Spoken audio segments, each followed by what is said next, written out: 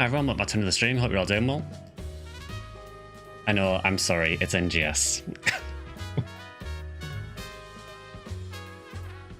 So just as we do get started, I just want to say thank you again to Miss for the resub. I know, I'm sorry, it's not Fantasy Star 4. Normal service will be resumed on Wednesday.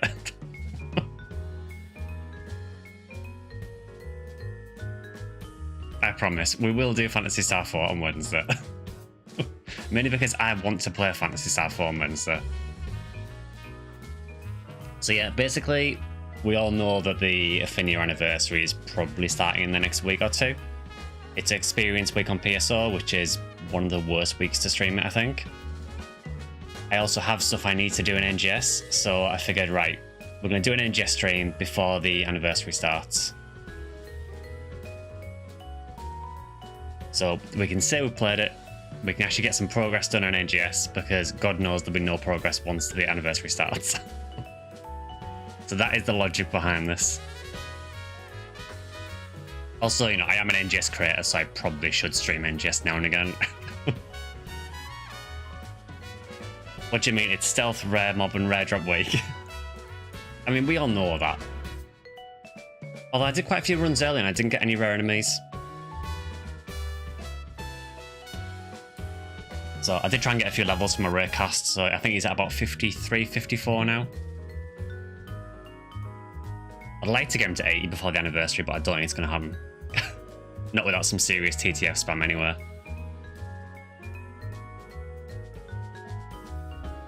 So we will get started in a minute. Basically, the main thing I want to do on this today is the Altar Realm, which is like a new field in NGS.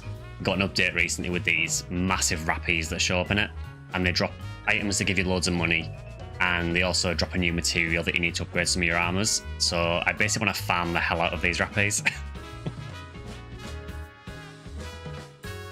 Out of the 15 or so runs of MA41C and Anguish 3 last night, I saw 2 mills. I respect you doing that on Anguish 3.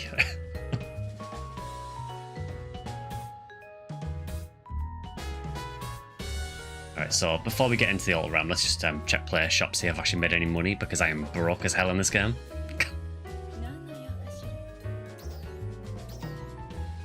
Nah, we're still broke. It is very big Rappies, extremely big Rappies.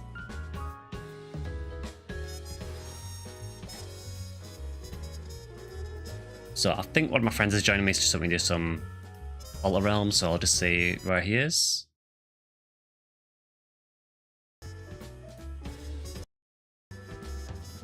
Feels like forever since I've seen this. Yeah, I mean, honestly, for NGS, not that many people tend to stream it, honestly. I mean, it is a small population. I am actually doing a video on Tuesday for members, which will go out to everyone else the following week, which is like one of my 3 monthly check-ins with the game. And I do talk about the population of the game in that. So, and again, trying to sort of stress the importance of not relying too much on Steam charts figures for NGS. Hey, it's all good to see you.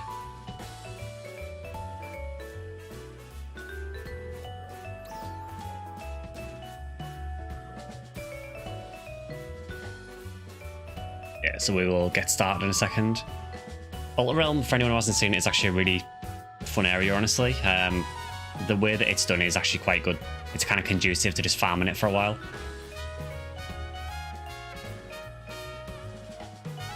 It kind of feels like an area you can actually just go to and just farm for stuff that's actually useful. Still doing the 25th anniversary event. Yeah, so on the roadmap, there is something in for, I think it's said between October and December. I would assume probably back end of November to early December, because I think December is technically the PSO 25th anniversary. We know we're definitely getting Rappy as some description, because they have shown like a silhouette of a rag Rappy. I would assume there'll probably be like scratches for PSO outfits. Whether there's any quests or anything to go in with it, I don't know. But they're definitely doing something in NGS to celebrate the 25th, which I'm glad about. I honestly don't know how successful it'll be though, because I was thinking about this earlier. Realistically, a lot of the people who play NGS now, I would imagine a lot of them have honestly either never played PSO or maybe only heard of it. Because, you know, it was 25 years ago. Even Blue Burst is like 20. So I do kind of wonder how successful a PSO, collab, if you want to say that, is going to be. Because I'd imagine the main people who are going to be interested in it are going to be the really old people like me.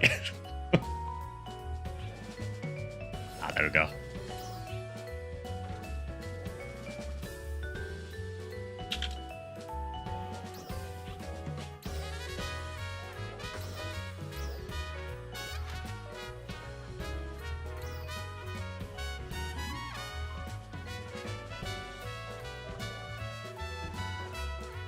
Alright, so yeah, we're just going to do some altar farming. We might, if there's any urgent quests announced, we might do those depending on which one it is. I probably won't do the mining based one because I hate that.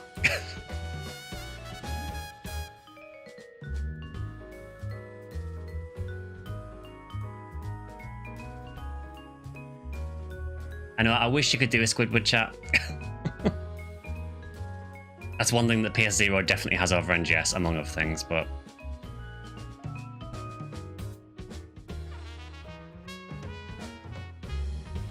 Hey, Bit, good to see you.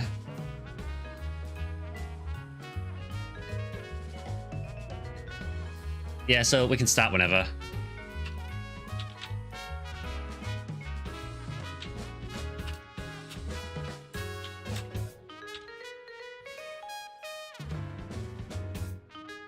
Yeah, I know we don't stream NGS that often. I just thought it's been a little while. I thought, it's about time we do an NGS stream. And then we can move on to PSO during the cost anniversary, because realistically during anniversary it's going to be pretty much just PSO on the weekends.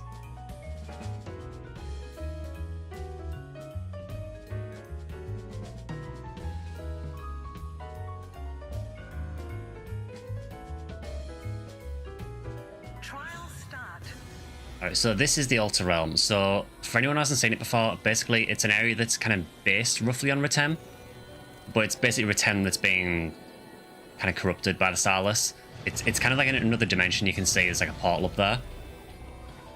So basically the way this works is you can see at the top right there's a timer. That timer is the time until the main boss spawns. The bars underneath are basically the strength of the boss and how much health and everything it has. So what you have to do is basically run around, kill as much as you can. After you kill a certain amount of enemies, a trial will appear. For every trial that you clear, the health of the boss will start going down. So you basically have to try and get the boss health down as much as you can before it spawns.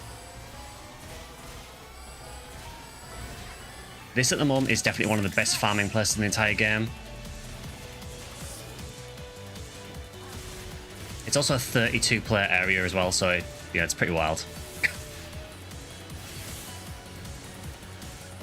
There are also these enemies that have what are called the altar factor. For anyone who played PSO, if you're thinking D factor, you're probably not far off. So any enemies with this kind of purple thing above their head have what's called altar factor. These give you kind of bonus points towards weakening the boss as well.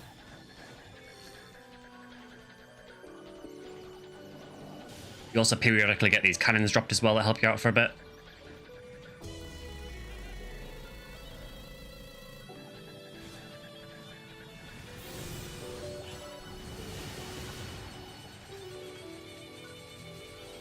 Reminds you of the Mothership map. There's definitely elements similar to it. I mean, there's definitely a sort of very heavy Starless influence here because, these like pillars, for example, if you do anything like Darfall Solus or Dalian, you'll see that those kind of things appear quite often on the Darkfalls fights. Also had alter abilities in PSO2 Classic from Extreme Quest. Oh, nice. Yeah, I barely remember the Extreme Quest at all. I remember doing them a little bit, but not a whole lot really.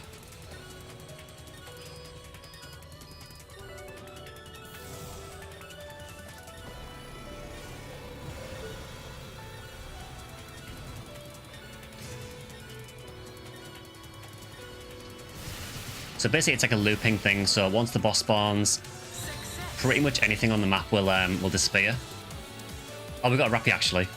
There we go, so these are the Rappies. They are huge.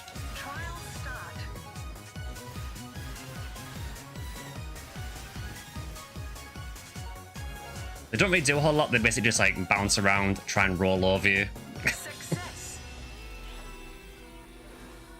Okay, so we did get a 13-star weapon from that. Oh, nice. We've got a Duovog double saber with fixer attack 4. That is actually sick. We also have, yeah, Pogger Grinders, yeah. Yeah, Pogger Grinders now are like an essential thing you need because so many things use them now. So you used to need them to upgrade the Excellior weapons to like Duocellior, Tricellior, Acrocellior. Now you need them to upgrade the Progress armors. And I think you also need them to upgrade the Duovog weapon, like the one I've just got as well, because they've just been made upgradable as well.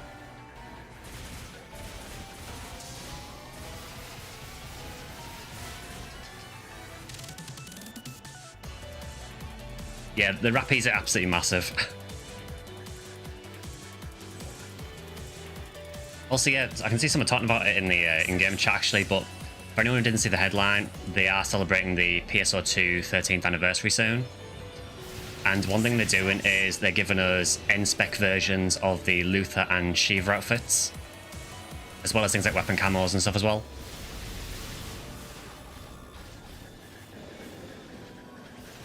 People seem very excited about Shiva, and I know some people in particular, name and no names, are probably excited about Luther.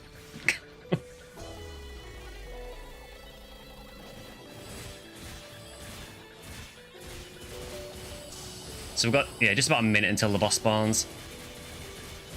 There are 2 different bosses that can spawn, and the bosses are what are called high enemies, which I still find quite funny because it just makes me think that they're, you know, stoned. But there are 2 different ones. I do hope they have more in the future.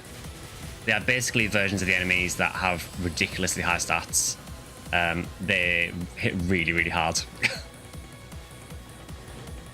So the way you know where the boss is going to spawn is there's this huge thing all over the map, and this differs every time the boss is going to spawn. So this is where the main boss will spawn from. Is it AC? I want to say, I have a feeling that there might be SG. I can't remember for sure though. I don't remember them being AC. There might even be like a special scratch, because I know they are doing a special scratch as well. So he's spawned. I don't know why they're fighting him, because he's going to disappear now anyway. Alright, so this should be the spawn of the main boss. So we've got High Renus. So this is one of the 2 bosses you can get. It's basically Renus Retem, but everything really, really hurts. And he does massive nukes all the time.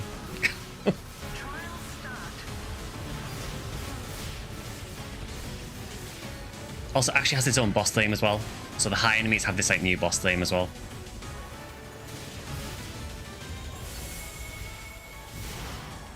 So you can see, yeah, he nearly one-shot me there.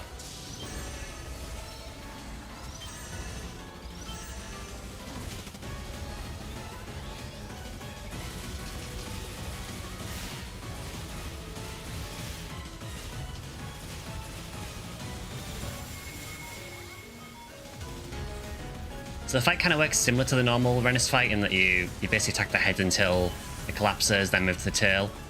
But there is a difference with the tail now. With normal Renus, you basically destroy one of the tail crystals and then it would go up the next phase. With this one, you have to destroy both.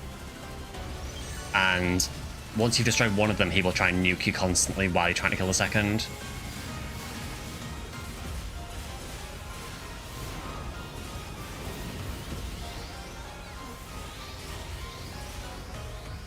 Yeah, let's have a look at the headline again, Drac, and see what the scratch was for the Luther one. I can't remember it being an AC scratch, though.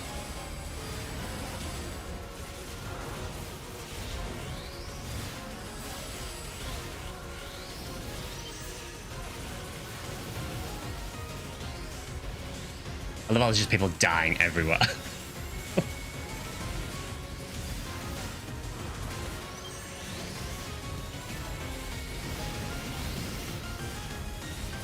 Bruce playing the floor is lava. I mean, playing the floor is lava is kind of every fight in NGS. I feel PSO2 is kind of like that as well, where you're just constantly in the air.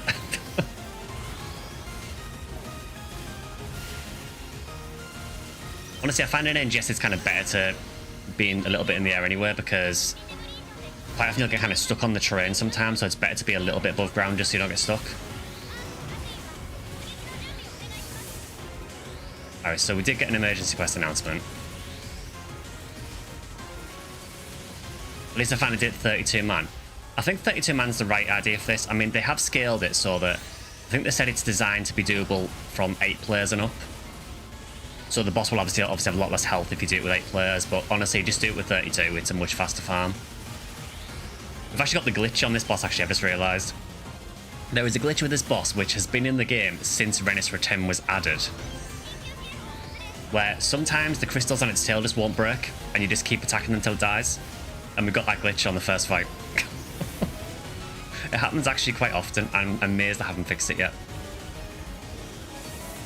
Yeah, so that is not how the fight is meant to go.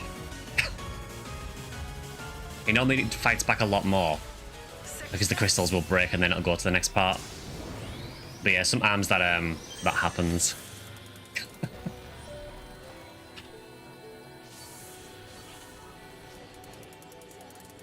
Everyone likes it when it glitches though, because it makes the fight way easier.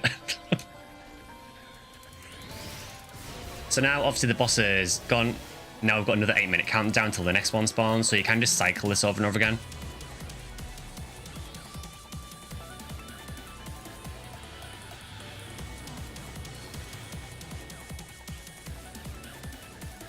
But it is extremely good, you know, it's pretty good money. Unfortunately, it's not better money than farming dex base, because yes, farming dex base is still a thing in 2025 on NGS. I myself do it very, very rarely because I find it mind-numbing to do. This is probably close though, I think, especially with the Rappies. Because the Rappies, each Rappy that you defeat drops a beta reactor, which gives you 100,000 Mazetta.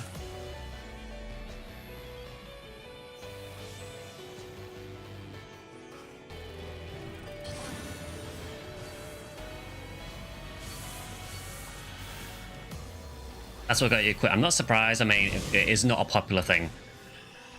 I still don't know why farming dex is like the thing to do. I get why people do it because it probably is the most efficient way of farming Mazetta.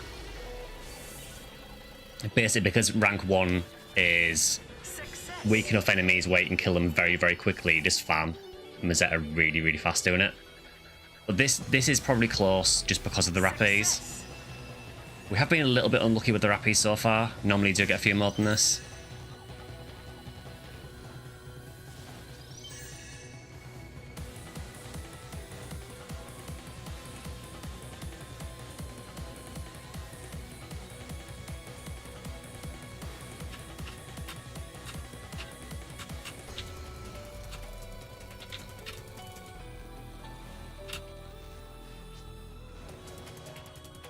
That and the constant negation of best in slot with near monthly new best in slot additions. Yeah, I mean, I mentioned this in the video that's coming up soon. That is one of my big bugbears with NGS, honestly. The fact that I feel like they advanced the weapons too fast. So we got 12 stars. It felt like 13 star dropped far too quickly for me. And we also got the Legend 1 weapons at about the same time. Maybe just before 13 star. The Legendios weapons, which were Legend 1, kind of already feel like they're outdated and no one really uses them. And they're already moving on to Legend 2, so... yeah, I'm not a big fan of that, really. I do wish they would kind of slow down the progression on the gear, honestly. Oh, I see a Rappy. It's probably going to be dead by the time I get to it. The good thing is, I think they've changed the Rappies on this so that if one dies far away from you, you still get the drops from it.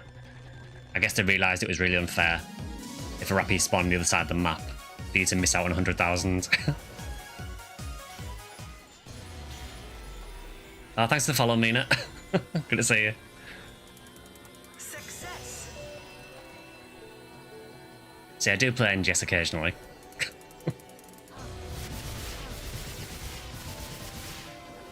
You probably like this track. Someone in here is saying, imagine if we got a Warframe collab. And then the next person just said, ooh, no. It's a Sky, about time I found you. Yeah, I do stream occasionally. It's usually twice a week, usually.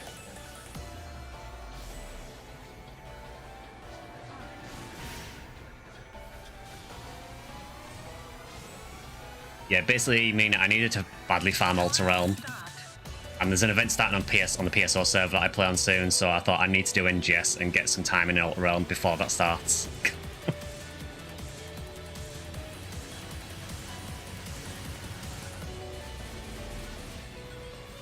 At least we get more Android-like outfits. Oh, God forbid cast parts. Yeah, cast is a struggle. I have a cast character. Cast parts are still far too infrequent. Had no idea the Rappy event would happen during the 10-day vacation, so we're missing it. Yeah, it's kind of sad that they're only doing it for, I think it's about a week, isn't it? But I mean, I imagine Outer Realm will still be worth doing, though, even after the Rappy event, because it's still a really good farm for pretty much any material. I think the only one that doesn't drop here is the Progravance for the Prograde Armor upgrade. That does drop with the Rappy event. Maybe they'll change Outer Realm so it'll drop after the Rappy event as well. Strange question, but is there an Ephinea equivalent PSU that people are playing on? By that I mean, is the one that's easy to set up and still supported? Yeah, so the only one that I'm aware of is one called Clementine.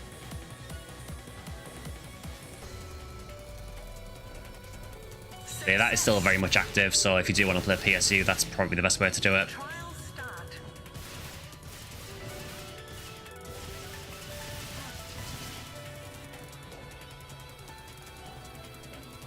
Yeah, sorry to hear you're missing the event, Mina. I think the main thing you're missing out on is just a bit of money, honestly. The beta reactors are really nice.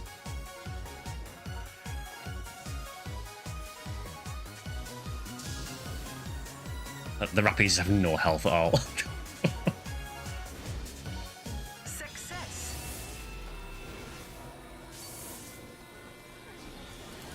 Comical large machine gun. Yeah, they're just cannons you can get dropped down. It's really good for farming capsules as well, so you can get pretty much any capsule in the game from this. You like money though, you won't fashion. Yeah, it's like the eternal struggle in NGS, isn't it? Yeah, pray for me once we get the Toho collab. It's kind of annoying because I don't really have any interest in any of the Toho outfits or anything. But I really want the Bad Apple music disc, but they've made it a scratch bonus. So I have to wail on the scratch to get the Bad Apple disc. And I'll probably sell everything from the scratch anyway.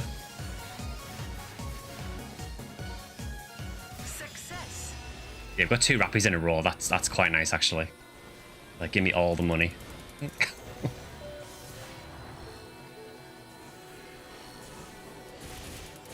Yeah, honestly, I do quite like this area.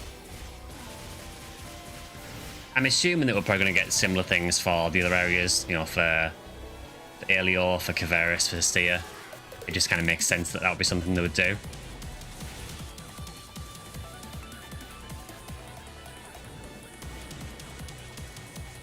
I do talk about it a little bit in the video that's coming up, but the 5th anniversary of NGS is coming up soon, so I'm hoping that with the 5th anniversary, maybe that's going to be like the next major plot point to move forward, next major update. We are getting some interesting new stuff coming through this year. I don't have pinned an actual date on it yet, but we are getting something called EX Styles, which seems to kind of completely change how the classes play. I haven't really revealed too much about it yet, but it looks really interesting.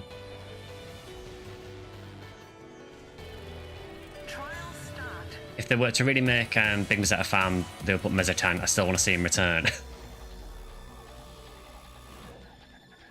I'm kind of surprised I haven't brought back Mezzetan yet, honestly.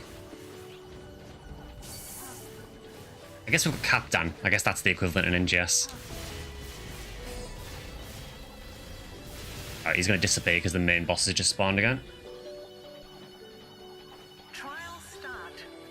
If you want to play the best of PSU, pick up an emulator and patch PSP to infinity. It's a blast if you like PSU. Yeah, I would agree with that. Right, where is the boss thing?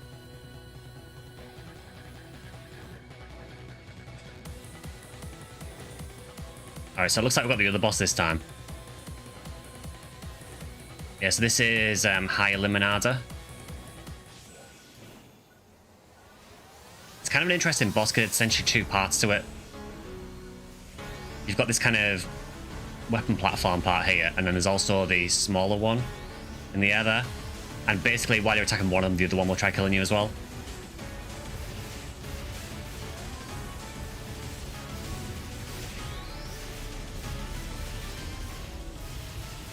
Do we really have no rangers in a 32-man party?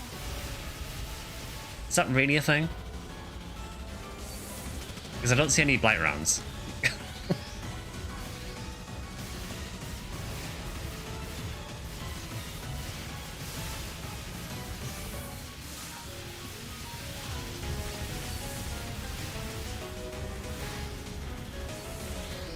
See, I took one hit there and it took like 770 damage, so things hurt.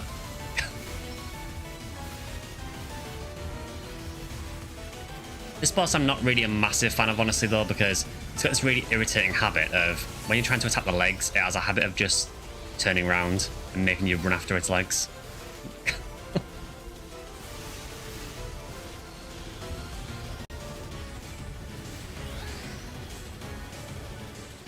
He does hurt a lot.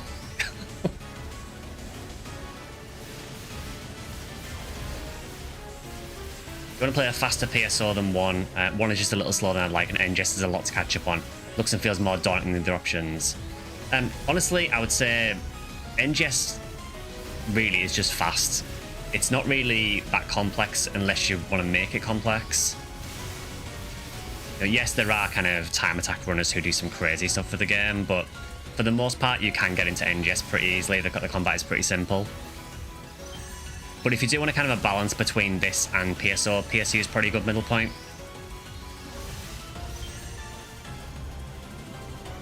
Okay, so I think we've killed the platform one now, so we just need to kill the little guy now.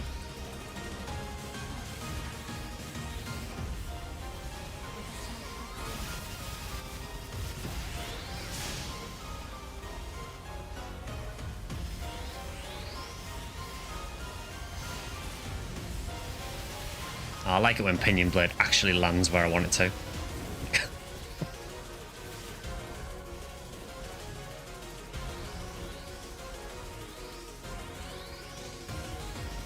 Yeah, that attack is very scary. It makes it very hard to actually position yourself.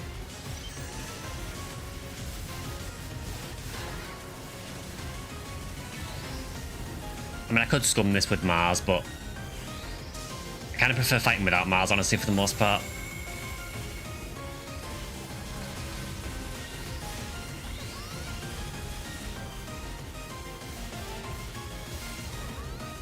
It does get a bit hard to see what's going on some arms because there's so many players.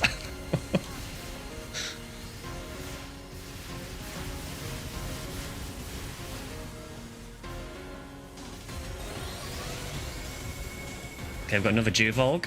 Duvolg is a pretty common 13 star, but it's kind of like a base material, honestly, that you then upgrade.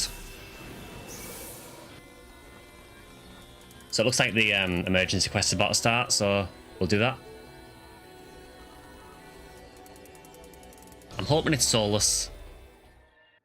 Please be soulless. Oh, thank God. I really don't like the mining base one. I will say though, this soulless is not brilliant. They basically updated Solus's level recently to 105 and made it stronger. But it feels really slow. It still feels like a pretty easy fight overall. I kind of feel that they should just kind of get rid of the regular false fights now and just replace them with the malignant versions, because the malignant versions are much more fun.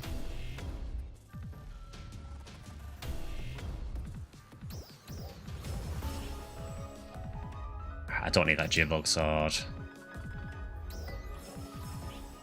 I will keep that double saber though, that's very nice. Also got a gunblade with Fixer Wicks, which isn't bad.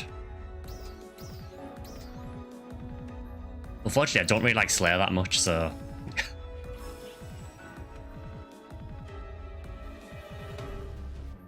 the only downside with running Altar Realm, honestly, is you get so much junk in your inventory. You can filter your drops to an extent, but you know, these Clearidin weapons are 12 stars, but they're kind of used mainly for the EX affixes. So they just kind of clog your inventory.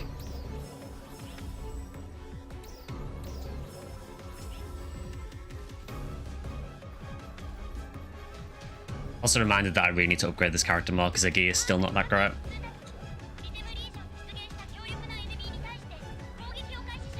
The Airborne Fighter, I think if you want a game that's kind of in between PSO and PSO2 for speed, PSU is probably a good match for you.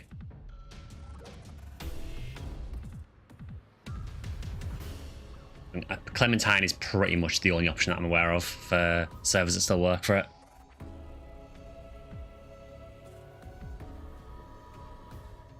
Whereas with PSO, you've got a lot more options.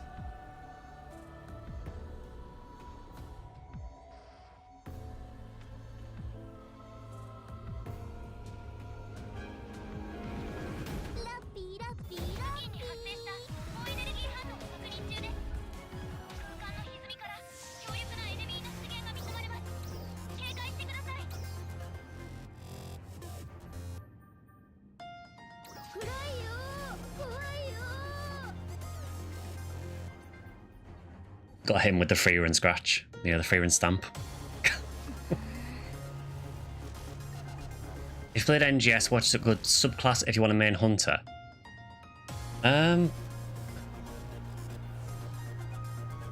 Generally, I mean, Slayer is typically a good subclass just because it gives you a lot more crit. So Slayer is a really popular option. You could also go with stuff like Fighter, I guess.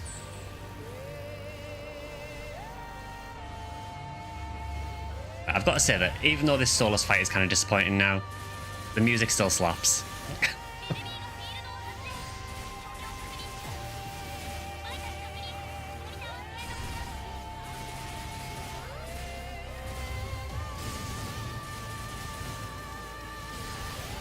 Yeah, Fighter's pretty good. Also, Fighter is getting a buff soon, along with Gunner, and Waker is getting a class rework as well. They're at least adding some new skills to Waker. I don't know if they do anything else to it. They've basically been going through all the different classes and like retweaking them. Gunner has already been tweaked, but is getting tweaked again.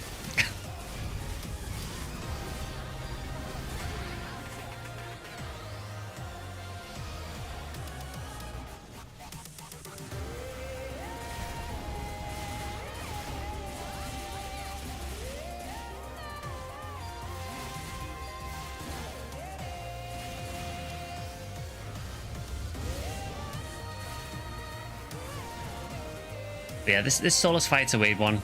I really don't know why they didn't just give us Malignant. And Malignant Soulless is so much more fun.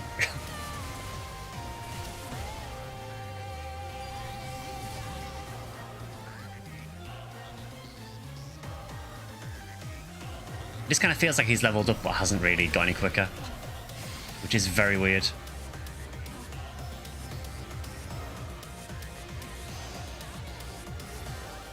Somehow we managed to hit the weak point there. I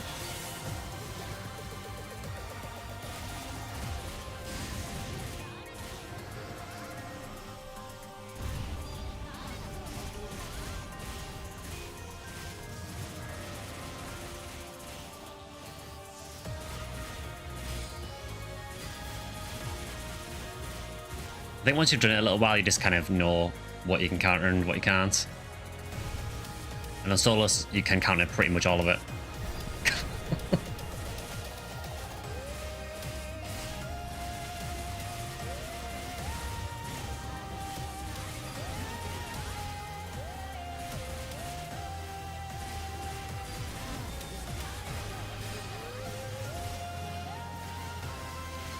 I will say, like, you know, for the faults that NGS does have, the music is still, for the most part, pretty much on point. I do feel particularly for the boss fights, it still has a really strong soundtrack.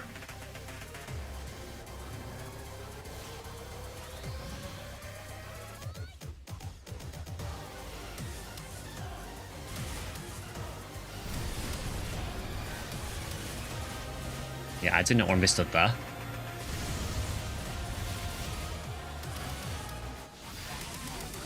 Yeah, you actually get to a point with this where you actually deliberately get in the way of attacks just so you can counter them.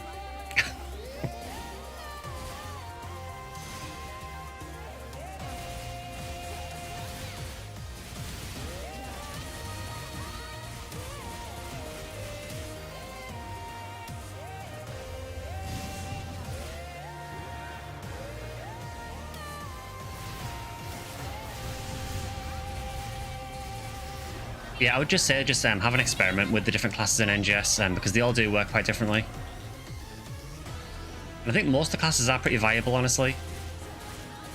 Gunner is probably one of the weaker ones at the moment, but again, it is getting balanced soon, so...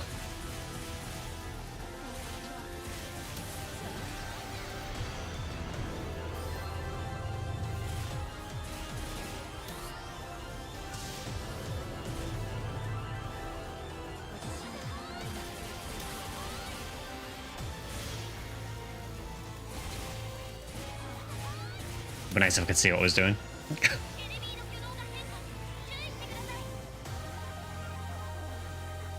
Yeah, this is definitely a much easier fight than Malignant Souls for sure.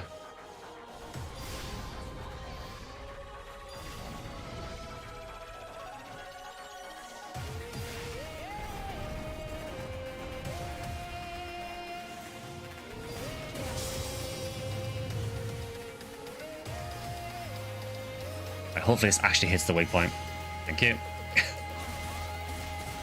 The hitbox on Pinion Blade is really shaky at times. Sometimes you'll clip a random part of Solus and do like way less damage.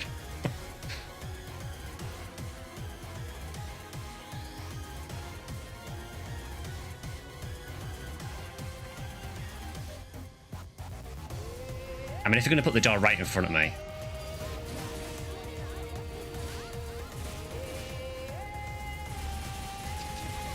I do still think this is a pretty fun fight overall. It's just that I was kind of hoping that he would speed up a bit more for level 105. Kind of feels like he's been left behind a bit. However, they are giving us the 8-player version of the Malignant Darkfall's Vile quest soon, which will be interesting to do in public games. Because my god, that fight does not hold back. I know it'll be nerfed a bit for the 8-player version, but I'm very interested to see people handle the Fortnite part of the fight in 8 players. It's not going to be pretty.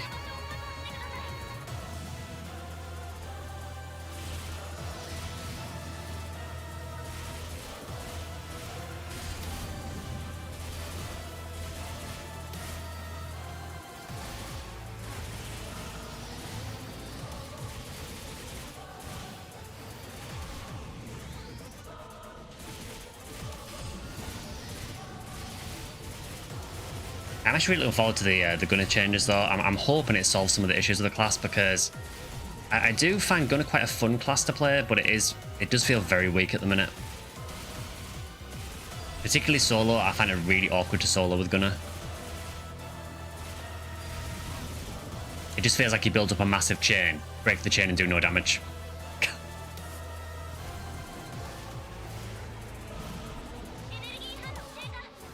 Alright, go on then. We'll Mars him to finish.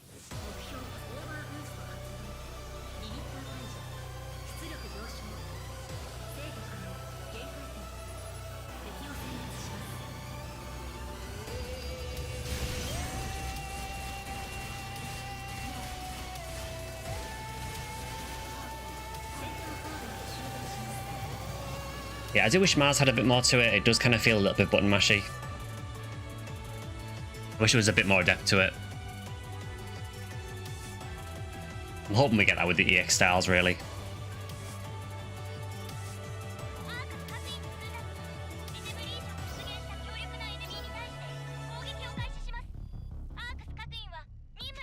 They've got some Geovogue blades, but they've got Fix It Unwix, which is pretty terrible. It's like an awful a fix.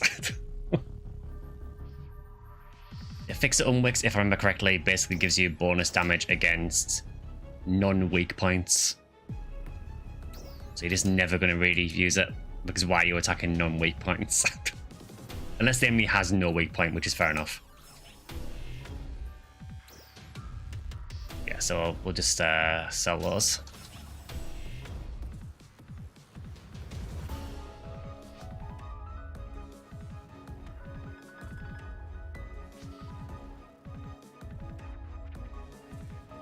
So unfortunately nothing good at all.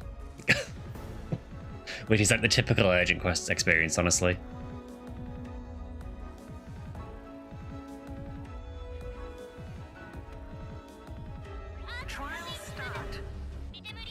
Alright, so we can go back to some Ultra Realm farming now, try and get some more Rappies. We've only got 20 people in at the minute, but it should fill up again as the urgent quest finishes.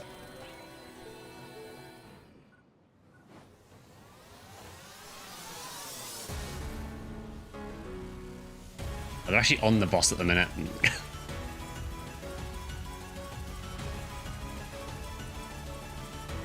Which is good because we'll get drops, but bad because then we'll have the whole thing to do. Oh, here we go. He's actually nuking this time.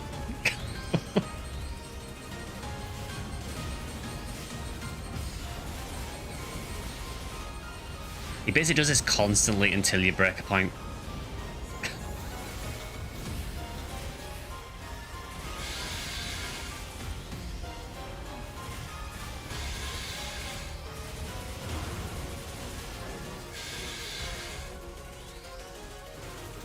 It is funny in NGS having something where enemies just, you know, where people just die constantly though.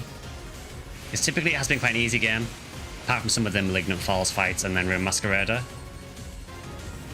But they are giving us enemies now that do hit really, really hard. Hey Pika, good to see you.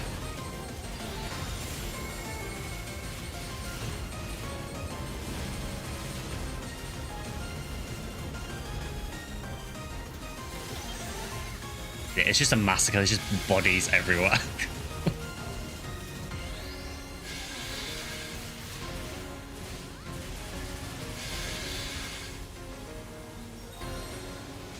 There we go.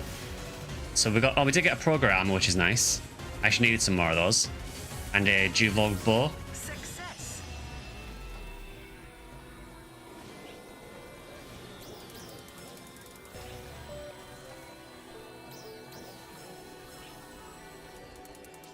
Oh, let's fix it Unwix again.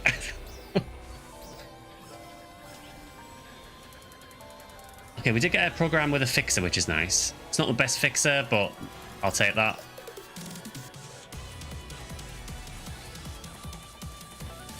So yeah, the main reason we're doing this at the moment is basically two main reasons. So one is for the beta reactors that the Rappy's dropped for money, but also for the Progress Advance items, because there are new armor upgrades you can get that they've just added recently, which are upgrades of the programmer. There's actually a really interesting one where one of them is just like a straight upgrade where it just gives you more health and, you know, a bit more PP than the Progress.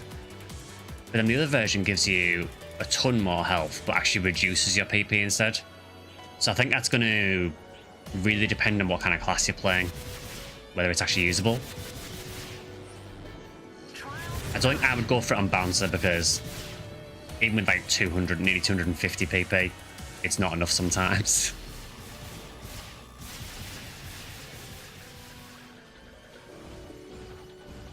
It does reduce your PP, yes, yes.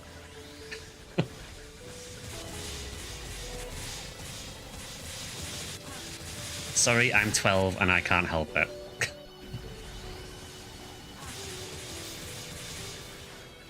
Success. I do wonder what the justification was for them going back to PP. They seem to change it all the time because I'm sure the original Phantasy Star, I think it was MP in that. Then they changed it to TP, and TP was basically how it was for a long time, and then they changed it to PP a bit later. Is this again pay to win? For the most part, no. The only exception I would say to that is they occasionally run what's called a support scratch, which has capsules in it that give you augments for your gear. And there are a couple of augments, particularly one called there's one class called the Radi capsules and one called Lars, and they are just bigger boosts than pretty much anything else you can get normally. I think Ultia Domina might be close to it, but Ultia Domina is also very, very hard to get. So I guess if you want to class the capsules, then there is maybe an element of that, but honestly, do you need them? Not particularly. I think the only thing in the game that you might not be able to do well without those capsules at the moment is maybe a Malignant Vial. And the main reason for that is just because it's really hard to get to the requirement to actually do the quest. For context, this character at the moment is not high enough to do it. I'm not sure, I've never played Blade and Soul. But yeah, generally, the game honestly is very free-to-play friendly. There are some things, obviously, that paying will help with, so...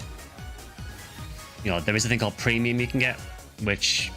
That basically gives you an extra storage for some more item space, and a few other things. It gives you the ability to, like, put items in your player shop as well to sell to other players. There are tickets you can get that will let you do that for free for a couple of days, but they're quite rarely given out. I mean, one thing I would say to anyone who's playing this free-to-play, one thing I would always recommend is save your star gems and spend them on material storage. Because material storage is a huge storage you can unlock. You have to re-unlock it every 30 days with star gems, but you know, star gems you do get for free by playing, so it's not the end of the world. I would really recommend the material storage though, because it gives you a ton of extra storage space. And a lot of the items in this game that clog your storage are the materials.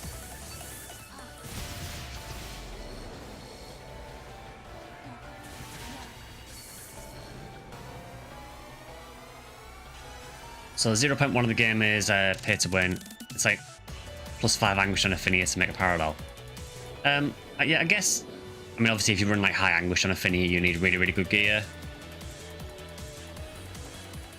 Yeah, and there's elements that, I mean, you know, there are people who beat Malignant Vial without any of those capsules, but they do make it easier for sure.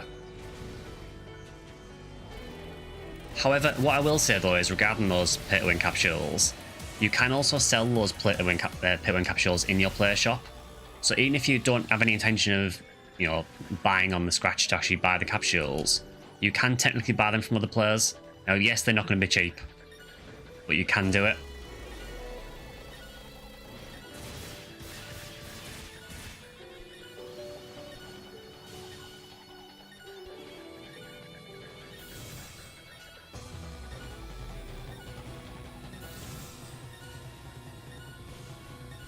But yeah, generally it is pretty friendly for free to play.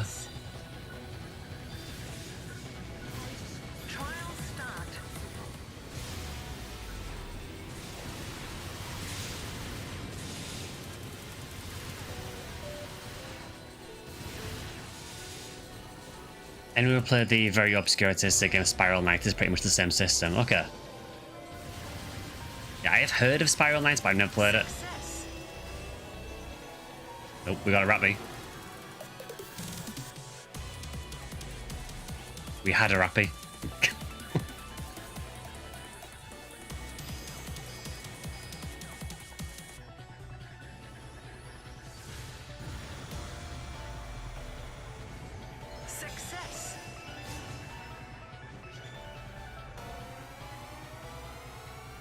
Yeah, I think, I mean, I could be wrong, but I'm pretty sure that base game PSO2 is fairly free-to-play friendly as well. I mean, let's be real, the main way that Sega make money from this game is through the outfit scratches. You know, the fashion part of this game is very, very popular with a lot of people, and that is probably the main way that Sega make money from this game.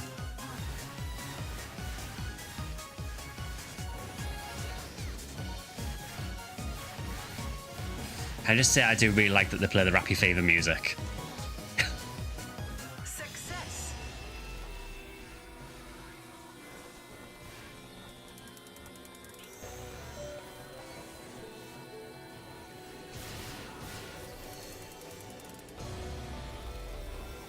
Turn it up.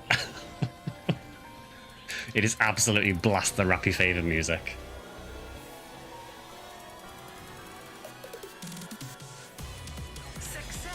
Give it a try then after the next Monster and Wild patch. Yeah, for Wilds, I'm basically dropping into it whenever there's a title update, checking it out, and then coming back to it for the next title update. I honestly don't think I'll play Wilds that much. I think I'll probably more or less wait till the next one, but I'll still check out the title updates.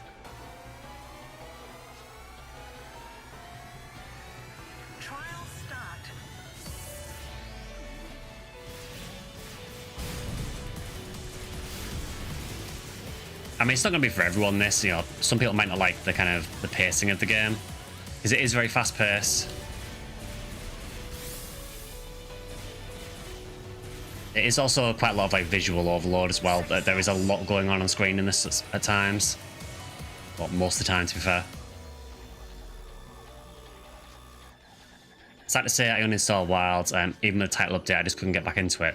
Yeah, I came back to it. I played title update too. You know, I did Lagiacrus, I did Seregios. I think I killed both of them about twice and then stopped. Trial start.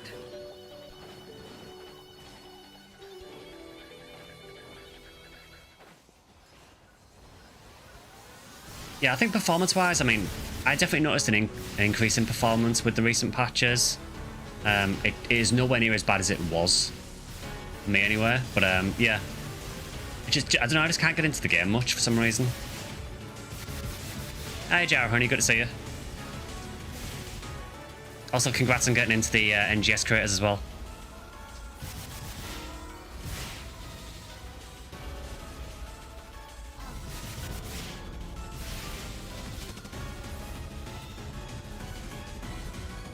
I should probably be, fighting the actual boss. That would be an idea.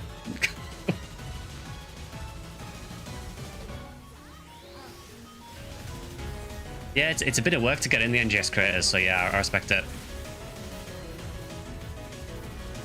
I struggle every 3 months just hoping I can stay in.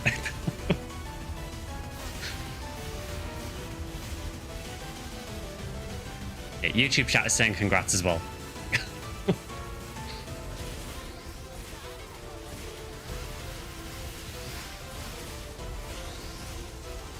Expansion of future title updates better be game changing, otherwise I think I'm skipping this one. Yeah, I mean, the expansion might change everything, you know? Wish the best of luck, my friend. If you need anything, right here to support you. Oh, thanks for that.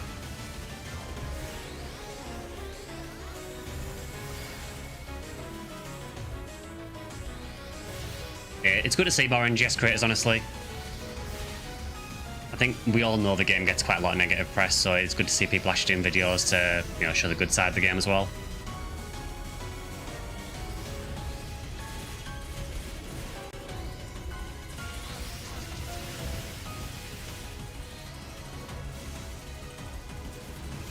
Yeah, I saw that, Alex, that they're basically bringing forward some things for Wilds, aren't they? That were more endgame focused. So I am interested in that.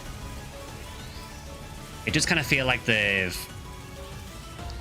maybe panicked a bit with the reception to Wilds recently, and maybe trying to fix things.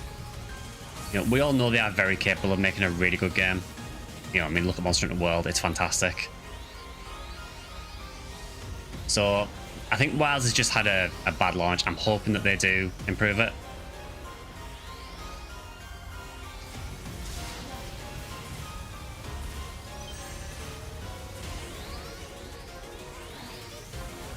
Yeah, there's 88 Uthdoona to do at the minute, isn't there? I haven't tried that because, honestly, I really don't like the regular Uthdoona fight. I don't think AT will help that.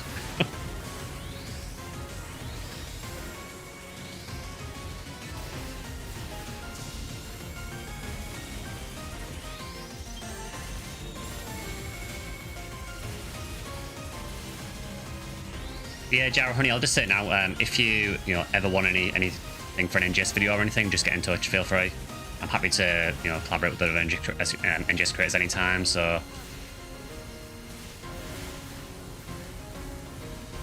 in my eternal quest to try and stay relevant.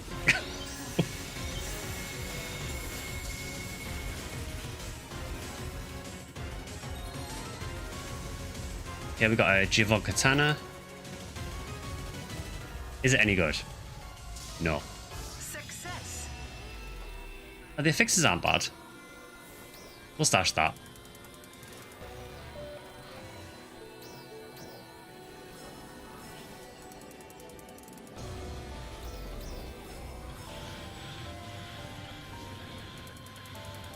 Please let me auto sell Clearidims. I know the feeling.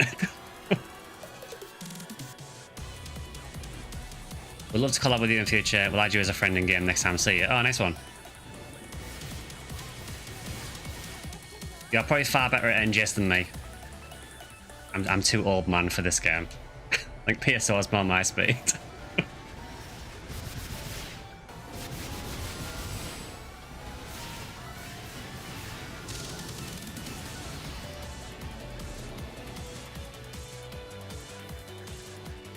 Yeah, Sunbreak was really cool. The only thing I really didn't like with Sunbreak with the endgame was raising the anomaly level.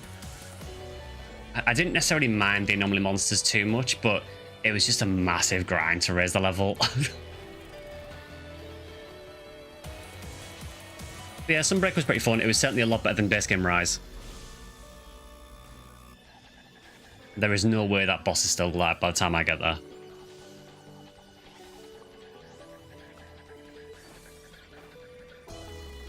Some of the in-game quests are bonkers. I mean, anything that had Primordial Malzeno in it was pretty bonkers.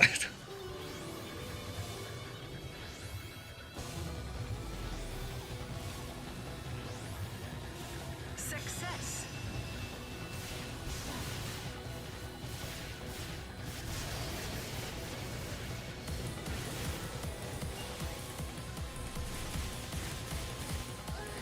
Yeah, on NGS side, I am quite excited to see what they're going to do going forward. I do want to see what these EX styles actually involve, because we still really don't know much about them. We got like a 5-second teaser, if you want to call it that, which you couldn't really discern anything from. I will say now that that is one thing that has always bugged me about the NGS headlines. Sometimes they'll announce something and they'll blow through it so fast you have no chance to even notice what it is. And you basically have to go back through the headline almost frame by frame and watch it again. I don't know why they feel they need to blow through it so quickly.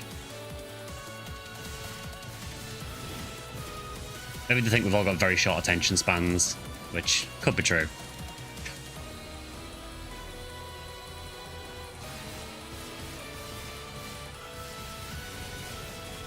Trial start.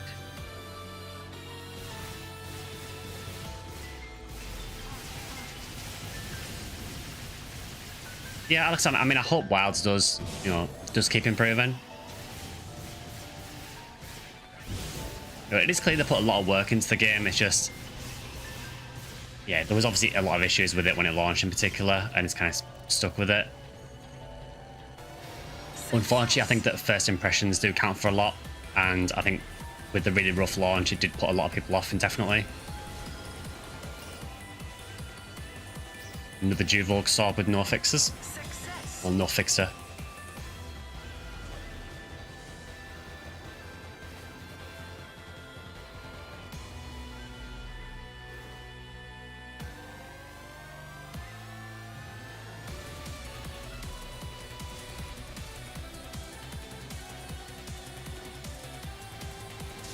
Did PSO2 NGS have some old PSO skins like HughCast? Sort of yes and sort of no. So there are PSO outfits in the game. They are obtained through base game PSO2, and you need these items called Raggle Memories to unlock them, which are quite hard to get. In fact, I don't know if they ever give them out anymore. I had some left over from ages ago, so I have a couple of the outfits. The problem is they are what are called PSO2 spec outfits, so they're a bit low resolution and don't look quite as good as the NGS outfits generally. However, there is PSO 25th anniversary coming up. We know they are doing some kind of collaboration with PSO, so I would be pretty confident that we'll get at least some PSO outfits in NGS spec towards the end of the year.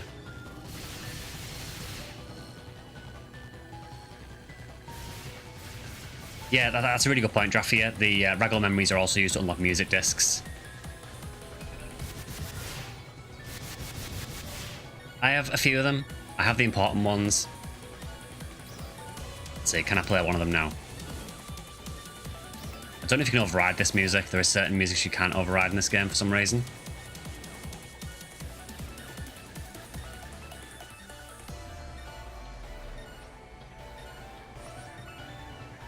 Success. We've got some. Let's see. I mean, Trial start. I kind of feel we have to play a trick track.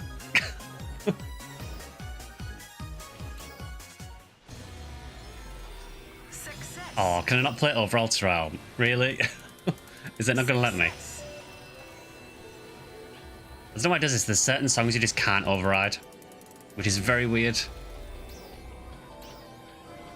No, I can't override the Ultra Rail music. That is so sad. I mean, I like the Ultra Rail music, but I would rather listen to the PSO songs.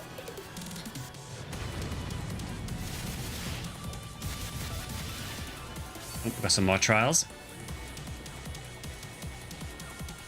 Have both Idler songs too. Yeah, I basically got I got the Olga Flow songs. I got Sentinel Control, Temple, Spaceship, Forest, Mines and Ruins, I think. I didn't bother with Caves because the Caves music in PSO is... I mean, it's alright. But it's not one of the highlights. Success. It just kind of exists there.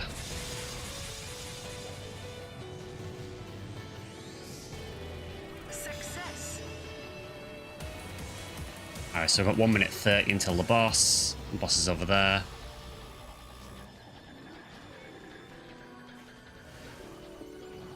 I see a Rappy. Which ship are you playing on? Just hopped in here, in case you already said it. I play on ship 2. Now, for a lot of things in the game, the ship doesn't matter because there is a lot of all ship quests where it matches with different ships. I'm pretty sure with Alter Realm, I could be wrong, but I'm pretty sure Alter Realm is fixed to your ship. For some reason. There probably is a reason for it. I just don't know why. But yeah, ship 2. Success.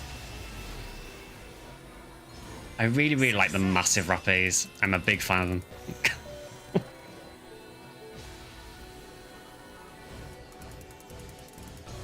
And just think, if we didn't have Phantasy Star 3, we wouldn't have them.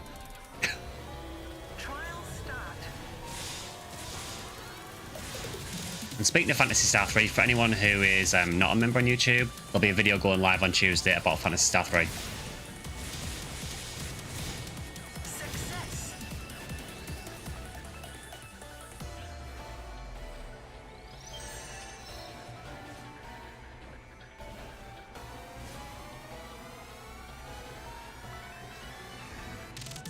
Alright, so we're getting the boss. On ship 1, maybe I'll hop over to ship 2. It's quiet on ship 1. So when I started NGS, I actually started on ship 4.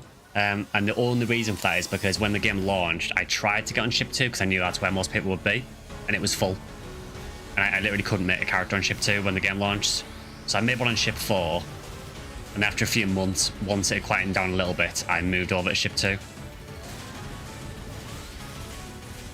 It's annoying because obviously you have to spend money to change ships, but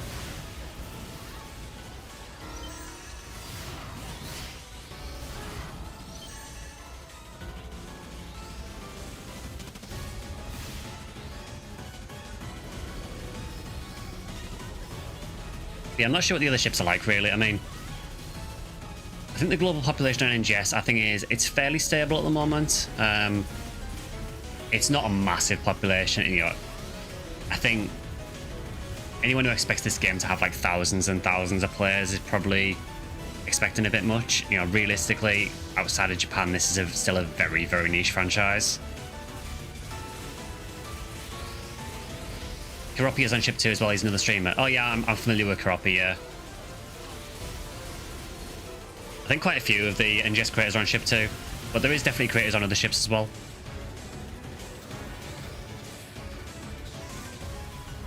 Alright, so is the fight going to work this time, or is it going to bug out?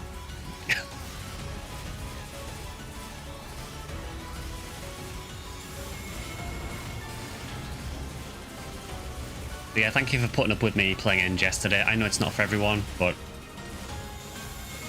I actually needed to do stuff in the game, and I figured now seems like a good time to do it. It's like 2 birds with 1 stone.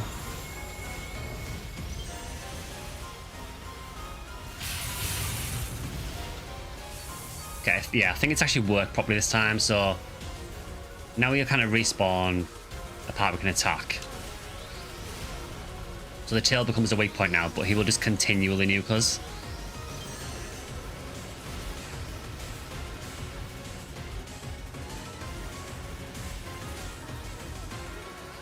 You not really seen it because I think he's targeting someone that's closer to him. Population has definitely settled down, probably on each ship. Yeah, I think so. I mean, obviously the population goes up and down a little bit between updates.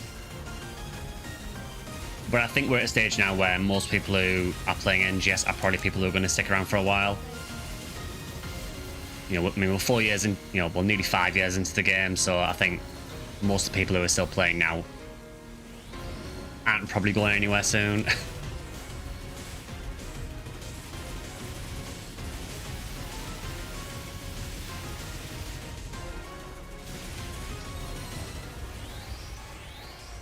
We've got yet more Duvolks. Success. So we've got some knuckles. They are not great.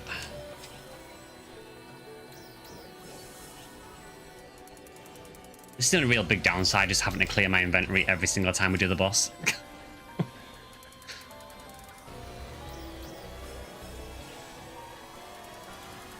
It's just so many things. Oh, thanks to follow SectionSkyly NGS.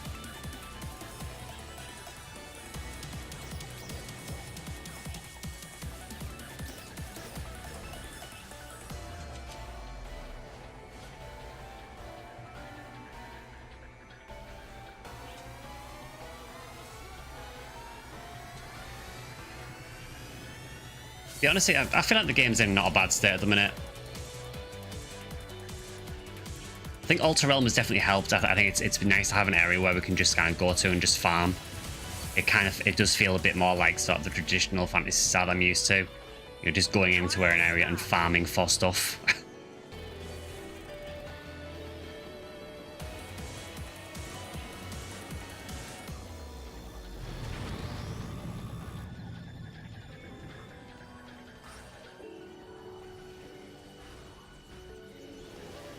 Yeah, that's the thing. I mean, there's a lot of other games, isn't there, that you're getting distracted by, so... Hey, Sky, saw your X-Post, thought I'd leave a follow. Gotta run some errands. Look forward to seeing another bouncer enjoy in action. Take care. No worries. Thanks for the follow again as well. Yeah, I think bouncer is definitely one of my favourite classes in the game. But only for the blades. I don't really use jet boots at all.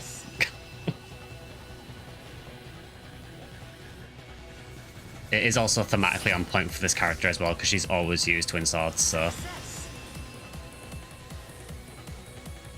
NGS looks really good on your setup. Yeah, I mean, I'm running it at, what, 2560 by 1440. This PC is pretty high-end, but honestly, the game does look pretty good. I've always thought about NGS, honestly. I think graphically it looks honestly fine.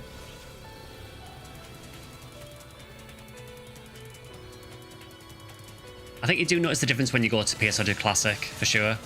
Again, part of that is the lighting issues with PSO2 Classic now, but I think NGS, for the most part, does look really nice.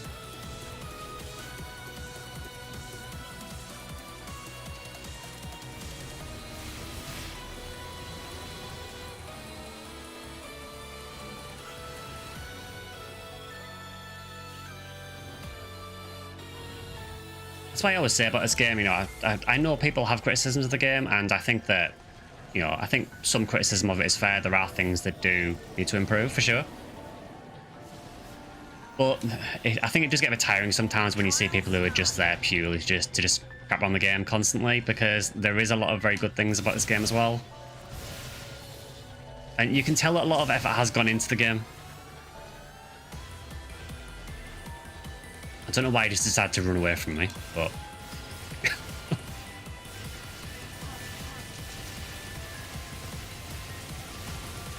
I really need to upgrade this character's gear because she is really not doing the damage I want. Success. Yeah, it is a pretty good looking game, honestly. I think sometimes people get mixed up between sort of graphical fidelity and art style. Because, you know, I'll be straight up, I'm not the biggest fan of how some of the enemies look in this game, for example. I know the stylists are obviously very similar to the doll enemies. Again, there is kind of a reason that is mentioned for that. I'm not really a massive fan of the kind of almost fluorescent design on them, where they kind of have these like weird coloured tubes all over them. I'm really not a fan of that design generally. But I think the game looks good.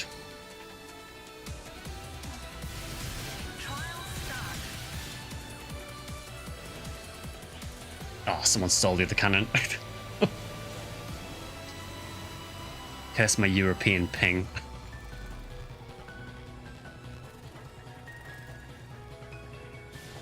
I'll take this one then instead.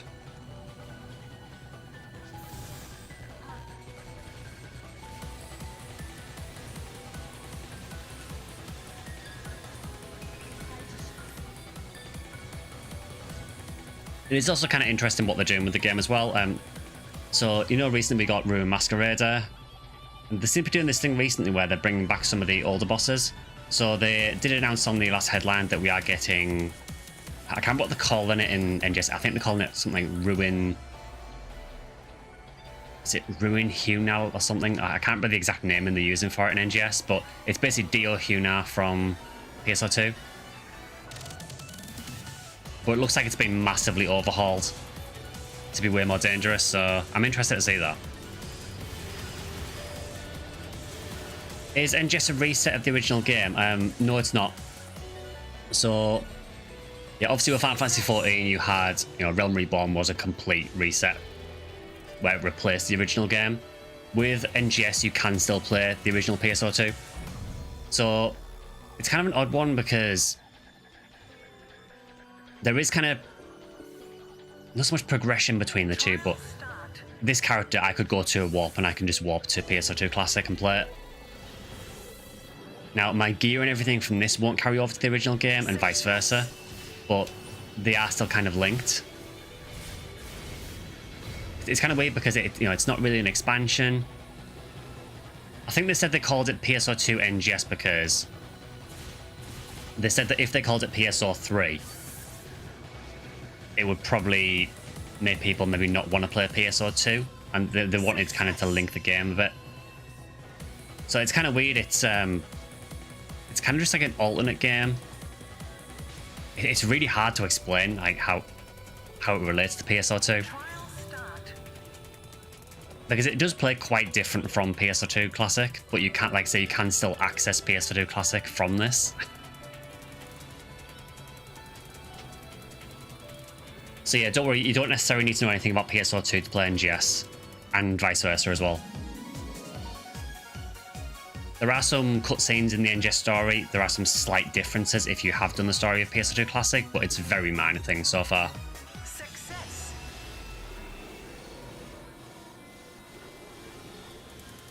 I think NGS could benefit from a full player quest like PSO and PSU. Then again, things have changed so much, who knows. So Red Magic, they do these quests called limited time quests, and basically each one of those is completely different. So some of them might be solo quests, some of them might be 4-player, some of them might be 8-player. There is quite a difference in content in NGS where there is a lot of things for different player counts. So example of that would be the Malignant Darkfall's Vial quest that I mentioned earlier. That is a strictly 4-player quest. Then there is an 8 version of that quest coming out soon for 8 players. And this is obviously a 32-player quest, so there's a good mix. So you have to re-download PSO2 because I noticed PSO2 I have no longer works. So on Steam, the way it works now is you basically, if you want to play PSO2 Classic on Steam, you have to download NGS.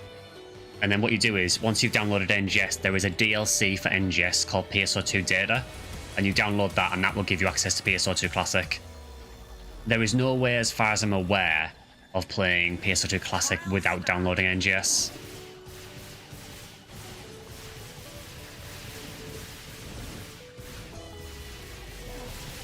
Yeah, it's a bit weird the way they do it.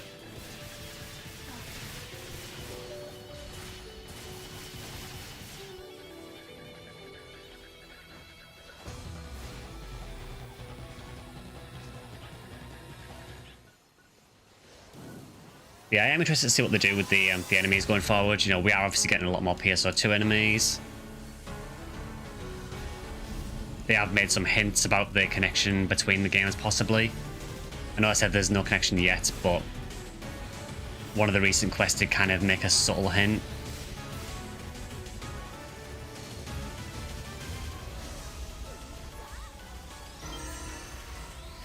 I would appreciate it if they didn't keep weak bulleting different, like.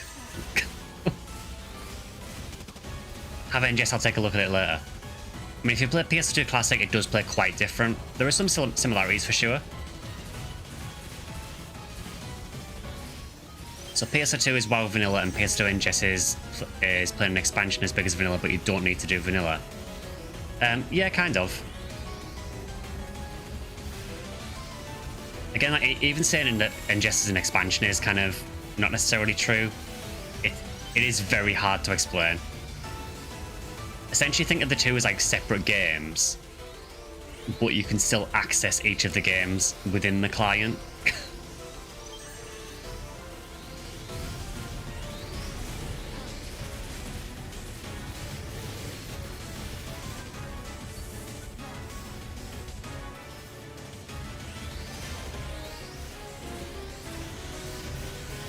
Downloaded PSO2 as soon as it released on Steam. Yeah, it was a long time coming to the West.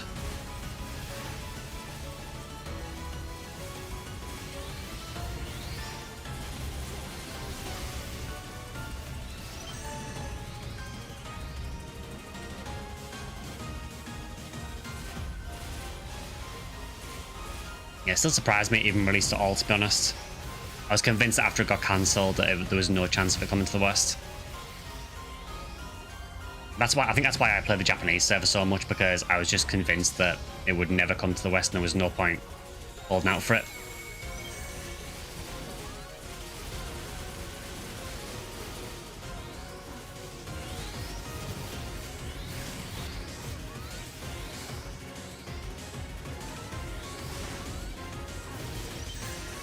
Yeah, I mean, I do have some criticisms. I mean, I do think that the game it's a very flashy game, but sometimes it's to its detriment. You know, occasionally, particularly in quests like this, when you've got 32 players, it can be very, very hard to see what's going on sometimes. Everything just becomes a blur of numbers and flashes.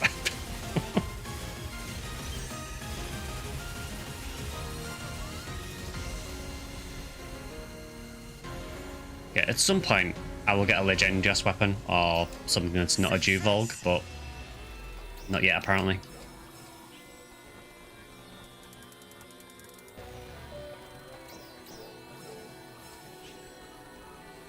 Yeah, I'm just glad they did bring it to the West.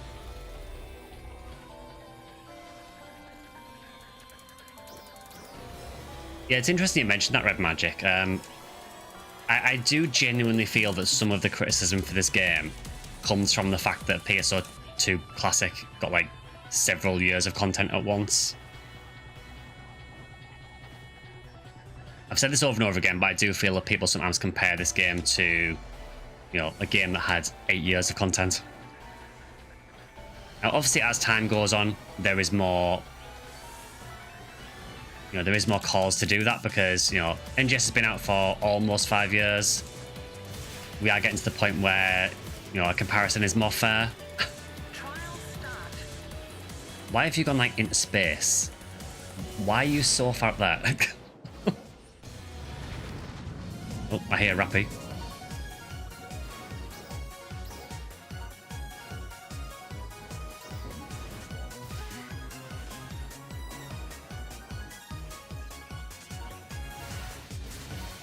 There were times in PSO2 that red boxes were everywhere, so they just dumped it all on us. Yeah, that is one thing about PSO2 and NGS as well, is that I kind of feel that the sort of the excitement of rare drops has kind of worn off with these games. In PSO, whenever a red box dropped, there was always that kind of excitement of what it might be. Now, yeah, like, you know, 99% of the time it's going to be some terrible Dragon Slayer or another Silence Claw or another Justy. But now and again, you get something really cool. But then just it feels like there are so many rare drops, it's just like piles of stuff to sift through.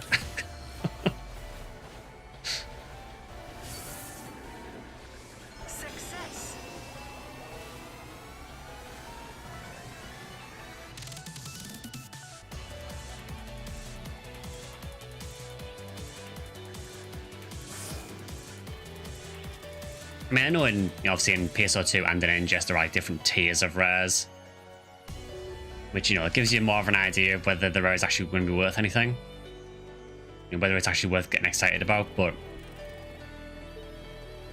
in PSO, getting PD'd is an exception. In NGS, it's the norm. The funny thing is, I'm just thinking, I don't think photon drops actually exist in NGS yet. I'm sure that there is no item for them. I know they're in PSO2.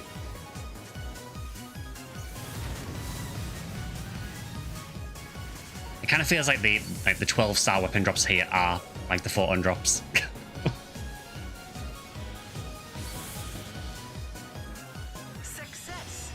I really like with this Rappy that like the most effort it puts into the entire fight is just rolling around. He doesn't know why he's here.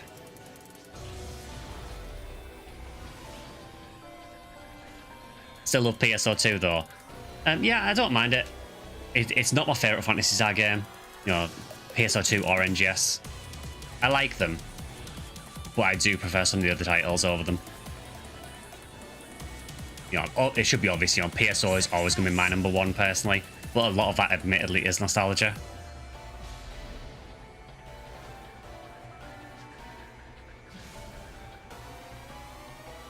You know, I'm very, very, very aware that people who've never tried PSO before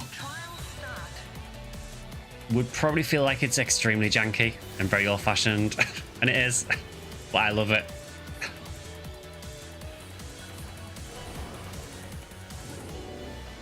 Yeah, he is making us earn the money, yeah.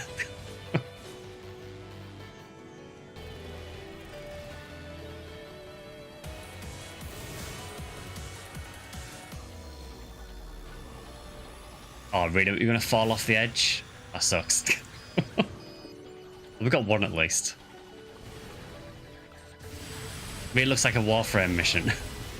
I mean, the mobility is not normally this high. It's just that these cannons give you like a booster ability where you can fly around really quickly. Normally, you're not this mobile. I mean, it is a mobile game. Not a mobile game, but a game that is mobile. But yeah, these cannons definitely help the mobility for sure.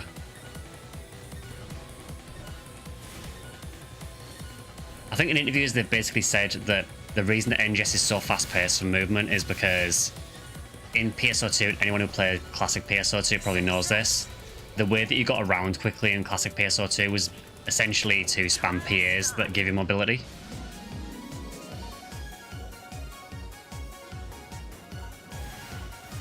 So what they wanted in NGS is for the standard dashing to be the fastest way of getting around. So you didn't have to use these travel PAs and spam them. Because I'll be honest, I never really liked that about PSO2, that you had to spam PAs to really get around quickly. It felt very weird. So I'm glad that they sped the movement speed up to kind of circumvent that.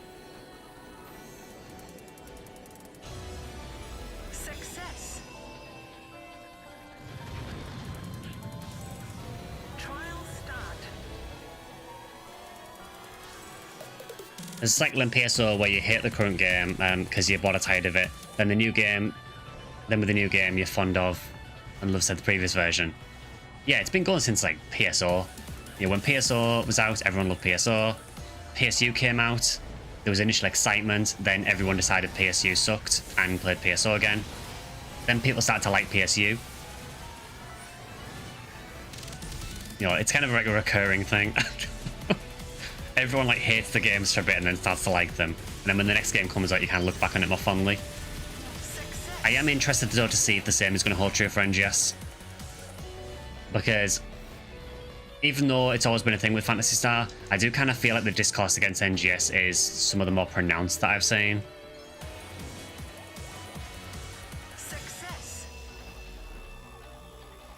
You think about playing the Slayer class, looks good. Yeah, Slayer is basically a lot of mobility, a lot of damage, but they are very, very fragile. They're basically the glass cannon class. And the only other thing you should know about Slayer as well is that they can only use gunblades for their main weapon. Like, that is the only actual class weapon. Obviously, if you sub it with another class, you can use... Say if you subbed Ranger, you could use a rifle, because you've got the Ranger subclass. But Slayer's main weapon is only gunblade. That is it.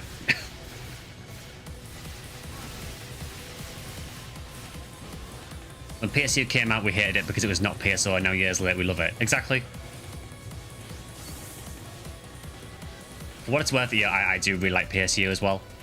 Again, it is a very different game from PSO.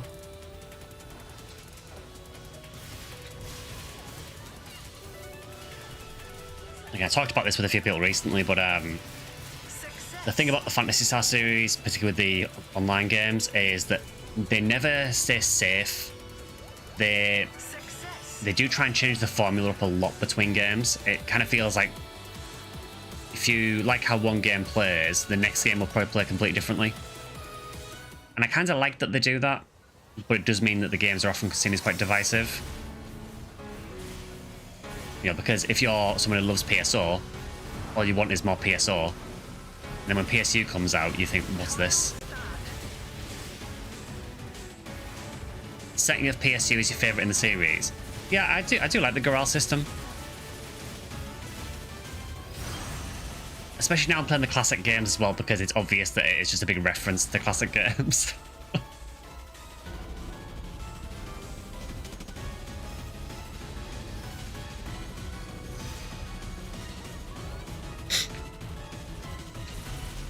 I like the character creation in PSU. It's very futuristic and has a nice feel with the music too.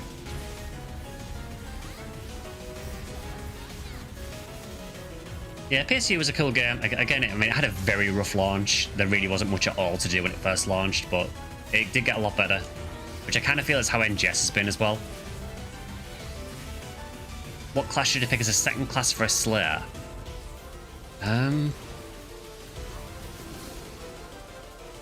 It's a really good question. I haven't played Slayer for ages, so I'm not sure what the optimal subclasses are for it at the minute.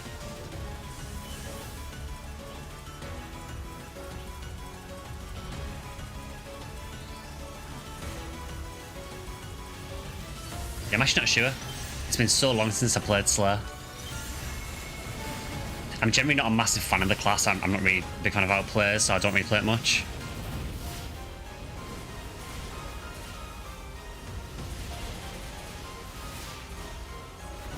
Yeah, maybe someone else who plays Slayer can help with that.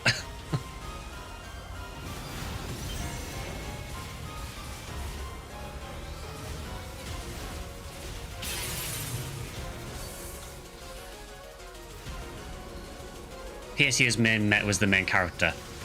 Yeah, I don't think there are many people who actually like Ash. Not Ash, sorry, Ethan. I mean, Ash may as well be Ethan. They're basically the same thing.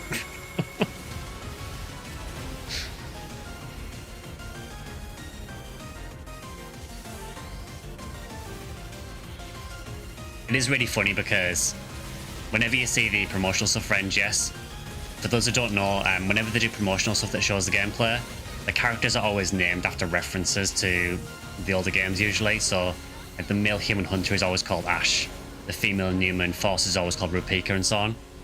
And every time they show Ash recently, he's always getting his ass handed to him.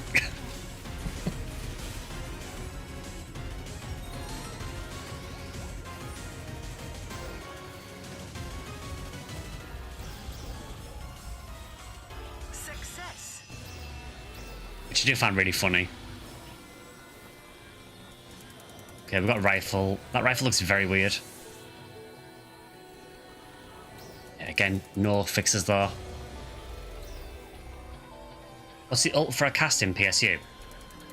Casts get access to a thing called SUV weapons. So I think you need to be, I want to say it's level 20 to be able to use them, but I could be wrong. Essentially, you call down like a mobile weapon platform and just nuke everything. There are some different ones that work a little bit differently, but yeah, generally you just nuke stuff with like a mobile weapon platform. It is very cool.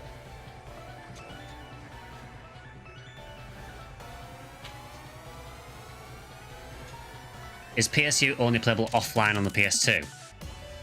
I mean, I guess unless you've got access to like an original copy of the game, I guess you could play it offline that way. But that would only be episode 1, I believe. Again, I'm still a bit hazy on the PSU story of what's actually available. I know episode 1 was definitely offline only.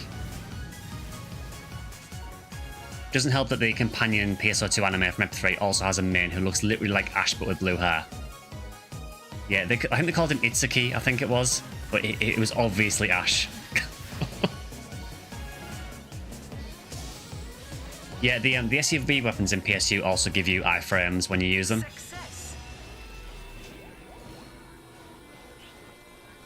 Honestly, that was one of the coolest things about PSU, the fact that they brought in these different racial abilities.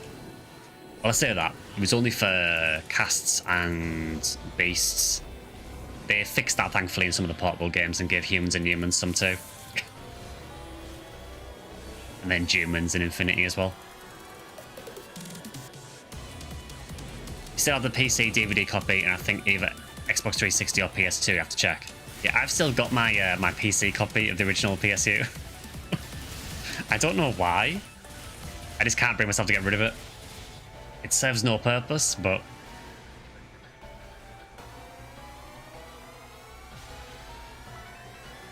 I mean, to be fair, I still have my hard copies of the Japanese PSO2 as well, so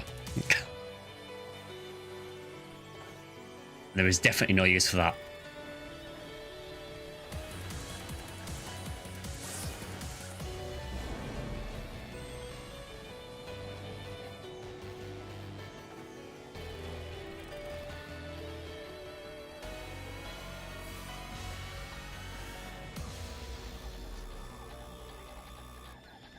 It's still kind of wild to me, honestly, that PSU was on like PC, PS2, and then Xbox 360. It's such a weird like spread of consoles. Yeah, I've got Ambition of the Illuminous as well.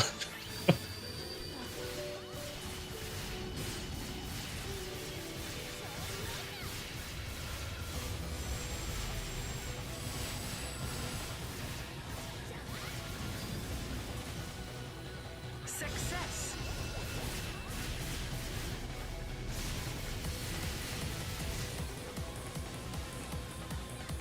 Honestly, I'm still wanting Sega to make the classic RPGs available again. It really, really sucks that there's no way of playing them legitimately at the minute. Unless you already had the Genesis Mega Drive collection or the original hardware.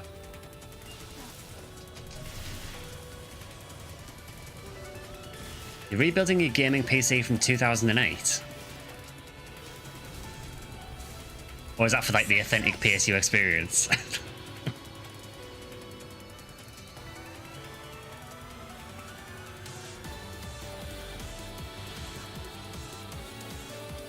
Trial start.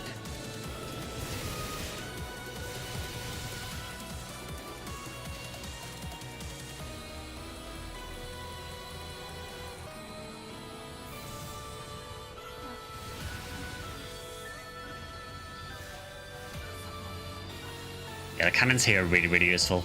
They don't last very long, but just help you get some kills in.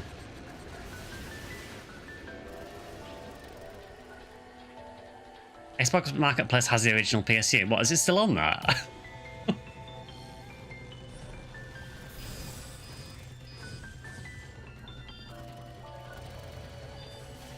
Yeah, I just want them to add, you know, somewhere being able to buy Phantasy Star 2, 3, and 4 again. It really, really sucks that there's nowhere to get them at the minute. Thankfully, I bought the Mega Drive Genesis collection so I can play them, but for anyone wanting to get into them now, it's near impossible. You know, legitimately.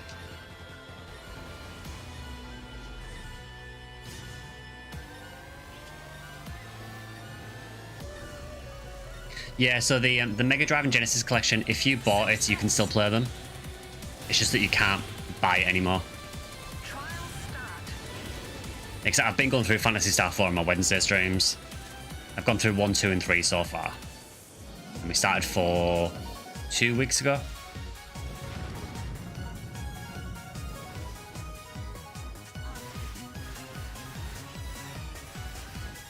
He's such a chunky boy.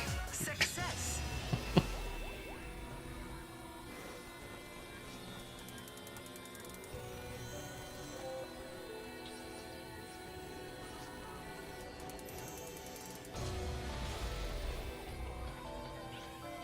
Success. Can't join the Phantasy Star 4 streams. Oh, yeah, I saw your message, Pika. How's the job going anyway? Because I know you got a job recently. Yeah, no worries, I'll not be able to join. I mean, the VODs will always be there. Trial start. If the VOD gets deleted on Twitch, because I think it only lasts a few weeks, the YouTube VOD will always be there. So if you do want to watch it, you still can. But yeah, I hope the job's going well. We need a creative space giant, Rappy. Success. Yeah, I will say Pig, I'm really, really enjoying 4 so far. It is a fantastic game so far.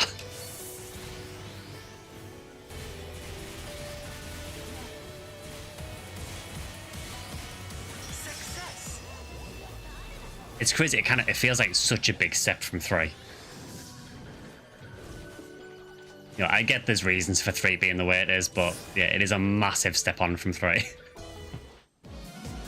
Oh my god, what another one. Start.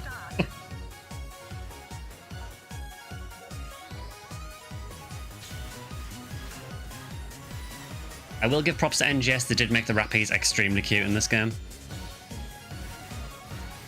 Even the little tiny ones are really cute as well. And they look very fluffy.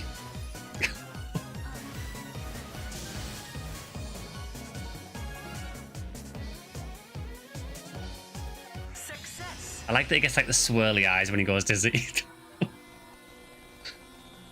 You would create the giant Rappy Council. So, I'm not sure what happened with that one. Normally they're meant to like shrink once you defeat them and they disappear. He just kind of pieced out. He must have heard me talking about Phantasy Star 3 and decided to replicate it. Yeah, you get a lot of them here, Red Magic. It's only for this week though. It's like a special boost they're doing. Oh, it's this guy again. Ages in exploration right now. So this is, I don't know how familiar you are with it, Texas, but this is what's called Alter Realm. So this is a 32-player quest that basically just rotates over and over again. So you basically kill loads of enemies. After killing a certain amount of enemies, you do a trial. Every trial that you do weakens this boss gauge, and after about 8 minutes, this boss spawns. So the idea is to try and weaken the boss as much as possible before it spawns. And then once you defeat the boss, it restarts like the 8-minute countdown again. So you can just run it over and over again. So yeah, it's kind of like an exploration, but it is actually a quest. It's like the new farming area, really.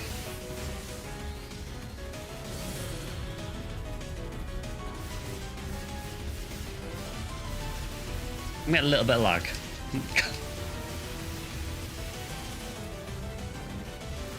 It's kind of par for the course for this game, honestly. Just random lag spikes out of nowhere. I think it's probably because it's 32 players. Yeah, good to see you, Texas. Hope you're doing well.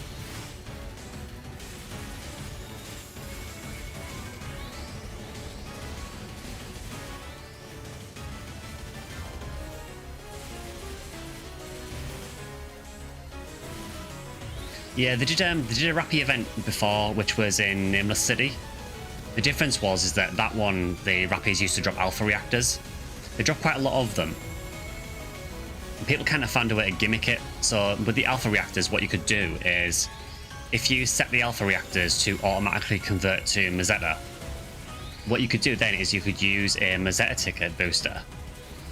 And you would essentially get more money from the Rappies because it would automatically convert the alpha reactors into money, and then the money would get boosted. So they've kind of worked around that with this one. So they've now made them drop beta reactors instead. So you get 100,000 Mazetta, which is a lot more money. But they've made it so that you can't convert the beta reactors to Mazetta immediately. So because of that, you can't Mazetta boost ticket them.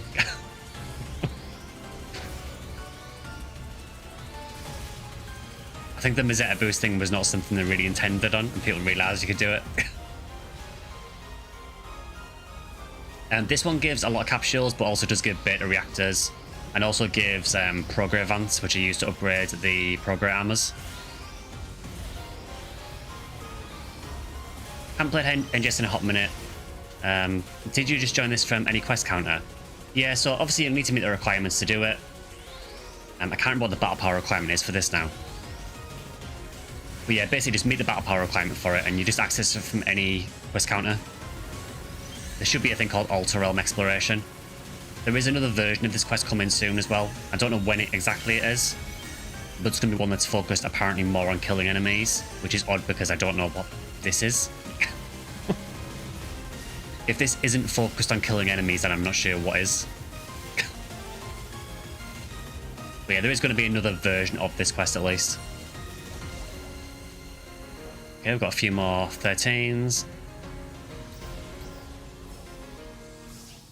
Success.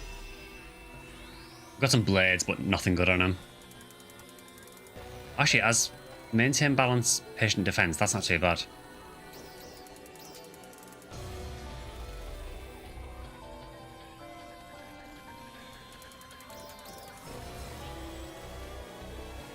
Juvenile boots with fixer blaster, that's not too bad. I don't really use boots, but I'll take it.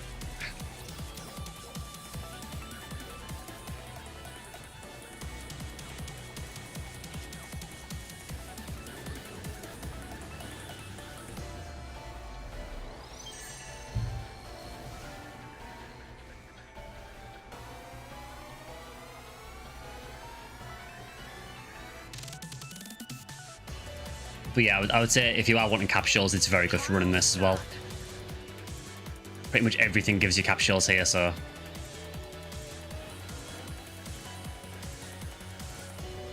I think the only capsule that doesn't drop here is Ultia Domina.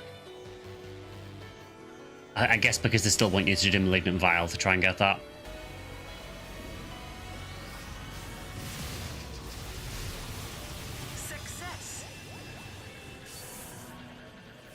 Still find that photo out really, really stupid looking. Just the meat spin. It's actually really good though. It just looks really dumb. This is a limited time quest. No, so this is actually a permanent quest. Believe it or not, this is actually permanent content.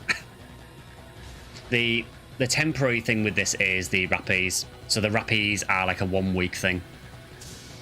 I think it goes on until about next Tuesday or Wednesday. Does it show the same people every time the character portraits, or are there just a lot of furries in this mission, all of them have ears? I think what it is, that furry character that he is talking about, I think they have auto words. So auto words are basically things that you can make a character automatically say when certain things happen. So, for example, if a trial starts, you might have your character be able to say something automatically. I'm guessing they've got auto words set up. There are some people who have auto words for basically everything you can do in the game, which means they spam all the time. So that's probably what you're seeing. I don't use any auto words personally. Yeah, so that one there, on the top right, that is because a trial started, so they must have an auto word set for when a trial starts. And because there are so many trials here, it's happening all the time.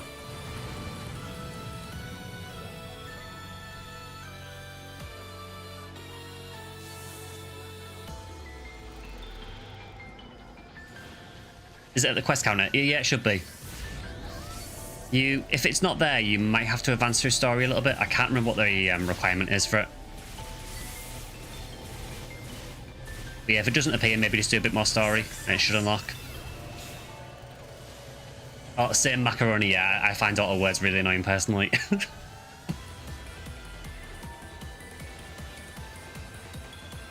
Although having said that, there was a different furry there, so I think there is also multiple furries in this party. Well, not in my party, but in this lobby.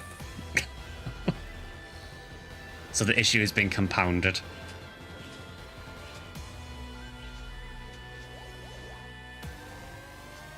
So that's one. I think there's at least 3. Gotta go to work, but I'll check it out later. Yeah, it's a pretty fun quest, honestly. I don't know how long it'll stay relevant for, because that is kind of an issue with NGS, that stuff doesn't really remain relevant for too long. But it's definitely worth running at the minute.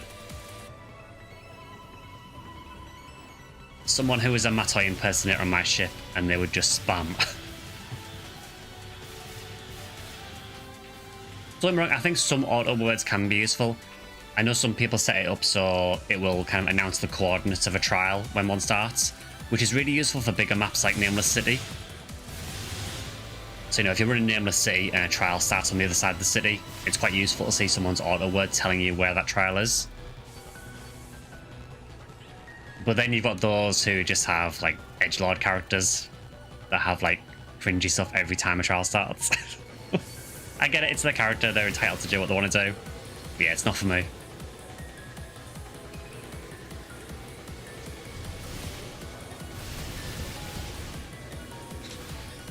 Maybe I'll go to ship 2. It seems where all the streamers seem to be. I think there's definitely a few on ship 2. I think ship 2 is probably the most populated ship, as far as I know. But I do know there are definitely NGS creators on other ships as well. Success. For what it's worth, Red Magic, I don't actually tend to stream NGS very often. I tend to focus more on the older games, but it's been a while since I played it, so I thought, yeah, we'll do an NGS stream for once. I do play the game, like, off stream. But, you know, there are people who know far more about NGS than me. I'll kind of stick to my lane knowing about PSO. Success. Well, he died before I even got there. Well, he didn't die because we know that Rappys never die.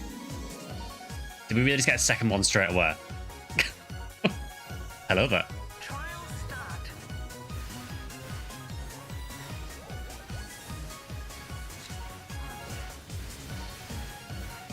Success. Just getting back to NGS after months, maybe a year of not playing, so having to catch up. Yeah, the good thing is, I think it's in a few days' time they're starting the next festival. So that'll probably have a lot of boosts and everything, so yeah, it should be a pretty good time to come back, honestly. Okay, yeah, there are at least 3 furries in the game. To be a random player on stream on the bucket list.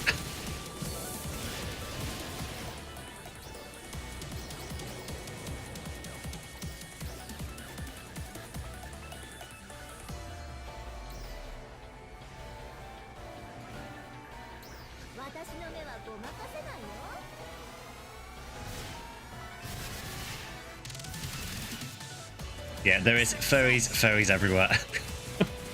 I'm on ship 2, Texas.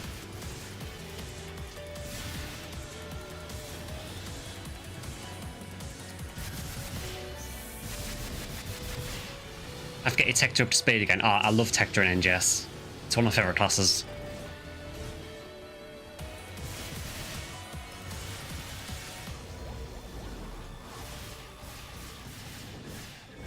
Success.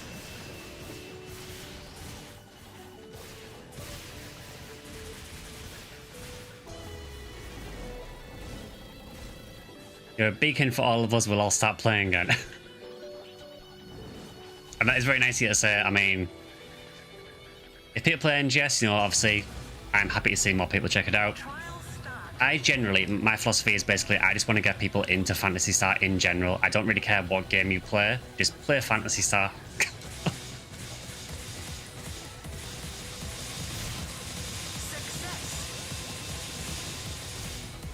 The Swordfish Stamp's your favourites, yeah. I love Faria. Faria is such a cute character. Success. Let's see, do we have any of the Swordfish ones? Yes, we do. There's like 4 Swordfish Stamps.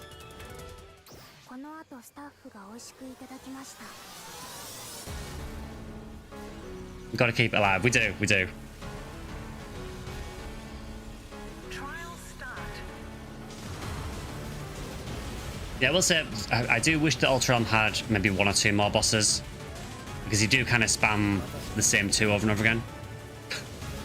I love that stamp of Glenn on like a sled just sliding down a hill.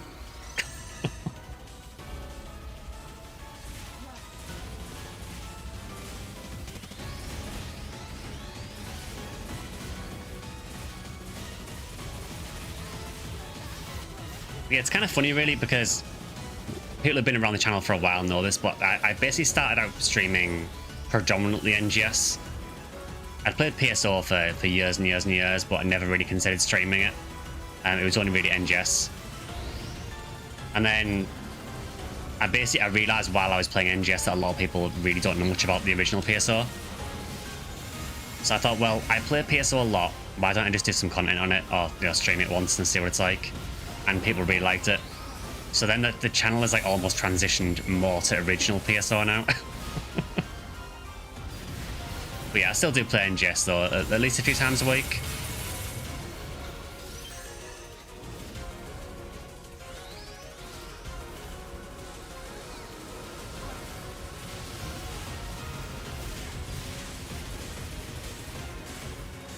Yeah, it's made me test my counter time in here.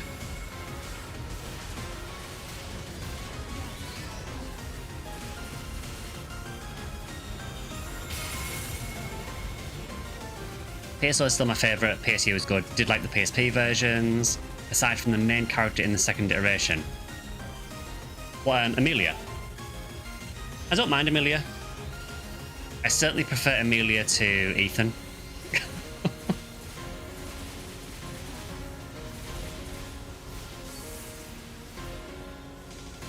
Man, this party is like entirely furries and cat girls. I mean, I'm not surprised.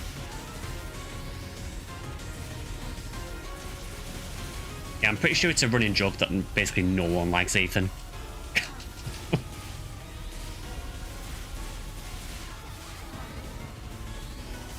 Yeah, I don't mind Amelia.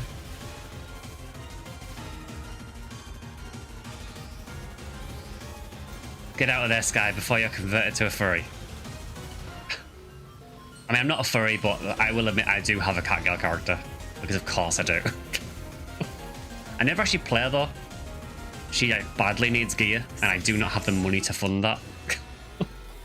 I have far too many characters in this game, and it's not the play to do. Ideally, with this game, you probably want like 1 or 2 characters most to be able to justify it. Because it costs so much to gear your characters. I have like 6 or 7 characters, and that is not the way to do things.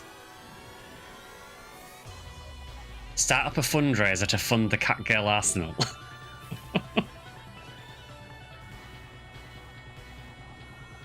Hey, I'm for it.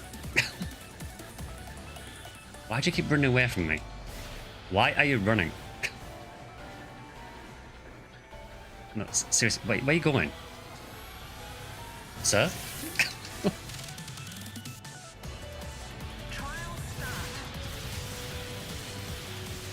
Alright, so the boss just spawned on top of me. There is also a Rappy somewhere. There he is.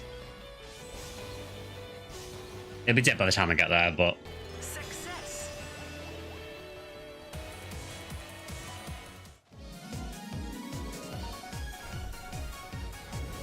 Yeah, I do like the touch that they added the Rappy music.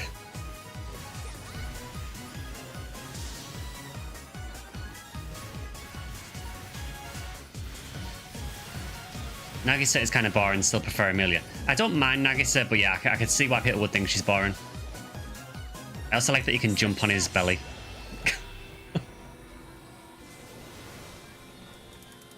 When you got full and thought that was a bit much. Yeah, don't be like me. Do not have as many characters as I do. The problem is I had a lot of characters in PSO and I want to kind of bring them all back.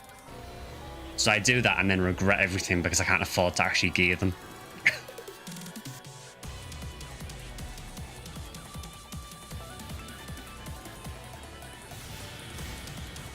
Also, big thanks to everyone for hanging out today as well. I appreciate that NGS is definitely not a game that everyone wants to watch, but it is nice to stream it now and again. And it is something I just needed to do because I'm so far behind on the grind for this armor upgrades. Trial start.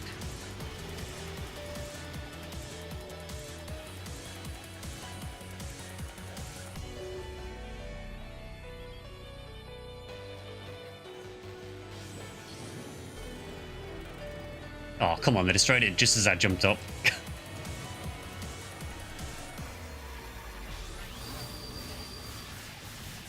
You've got to make a boy, a girl, and a droid, so 3 is normal.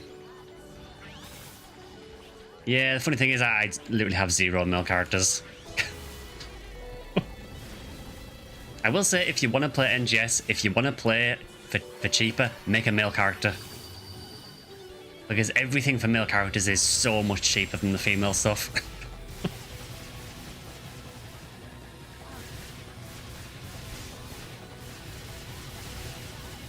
I do kind of wonder what the character spread is in NGS, like percentage between male and female. I would imagine it's very stacked towards female.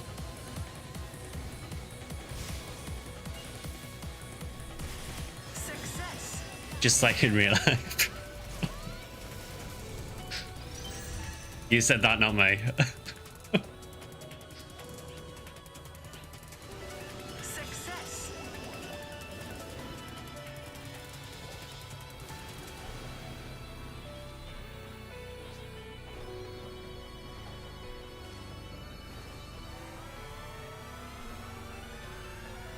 Trial start.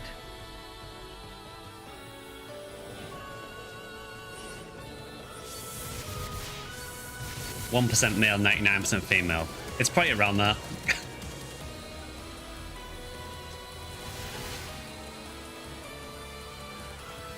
I did have a male character on Japanese PSO2.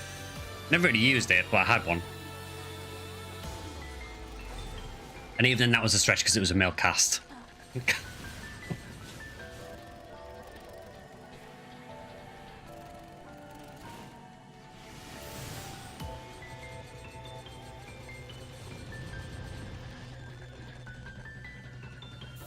Now, I will say having a cast character in NGS is a struggle. Particularly if you want to use cast parts, because it's very rare they seem to release cast parts, and I don't understand what the reason for that is. I guess maybe they think, well, cast can use normal outfits and stuff as well. The girls are too good looking. I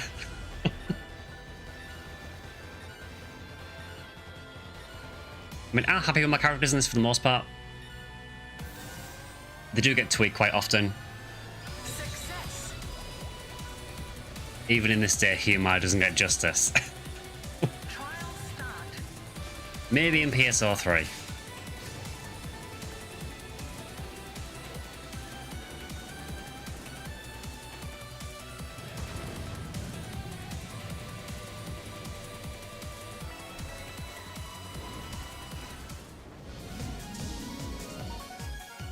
Success.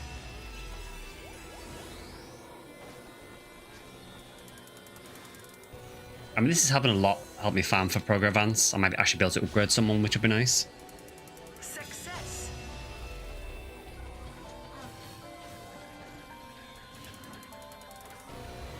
Yeah, I imagine a lot of people are the same red magic, honestly. Trial start. Yeah, I've seen the macaroni, yeah, the TTRPG. It is, from what I understand, it is based on something called Espergenesis. I'm not buying it myself just because, one, I don't really have room for stuff. I need to get rid of stuff, not buy more. I have a problem. But I've never really got into TTRPGs. I would be interested in trying them. But I will say, if you're not already following their Twitter account, it is well worth following it because they're posting some really nice artwork on there that's been done specifically for the TTRPG. Some of it is really nice. And it's not just for PSO as well, it's for the classic RPGs. They posted a really nice one, I think it was yesterday, which was a artwork of Alice and Meow from the original Phantasy Star. And then about a week ago or so, they also posted one from Phantasy Star 3. Trial start. It's cool to see it happening though.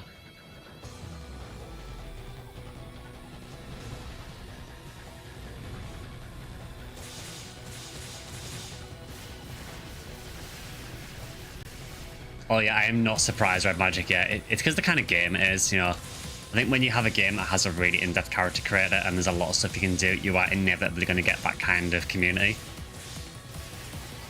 Success. For me, I think my view on like that is,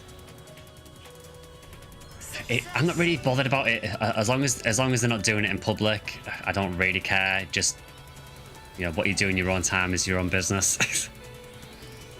Just don't do it in the middle of Central City. Yeah, the symbol art was a real problem particularly in Japanese PSO2. There was some horrific symbol art. It was the same in NGS as well, which again I think is why they modified the symbol art in NGS.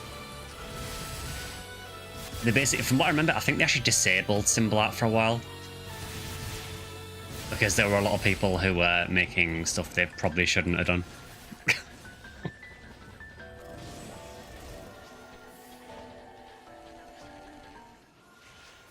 Yeah, it's a massive change, Red Magic, honestly. Trial start. Again, I mentioned it a bit earlier, but every single Phantasy Star game is very, very different. And as I mentioned, with PSO2 and NGS, the whole fashion side of things is a very big part of the game, for better or for worse. Now, I personally, I really like the fashion side because it allows me to make my characters the way I want them, the way I envisage them. You know, this character looks very similar to how I sort of envisage her design.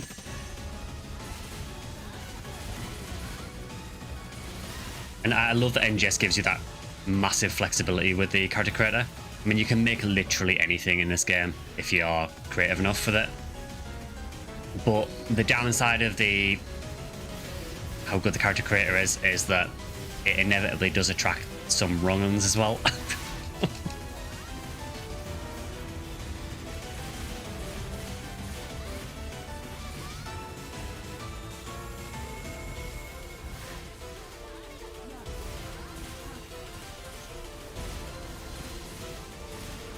I kind of feel on the symbol art front as well. I feel that the stamps they included in NGS were maybe a kind of way to try and convince people to move away from symbol art a bit. Because you use them basically in the same way. And I do like the stamps in the game, especially the voice ones. I think some of them are really cute. The only downside with the voice stamps is some of them get spammed like crazy and there's no cooldown on them.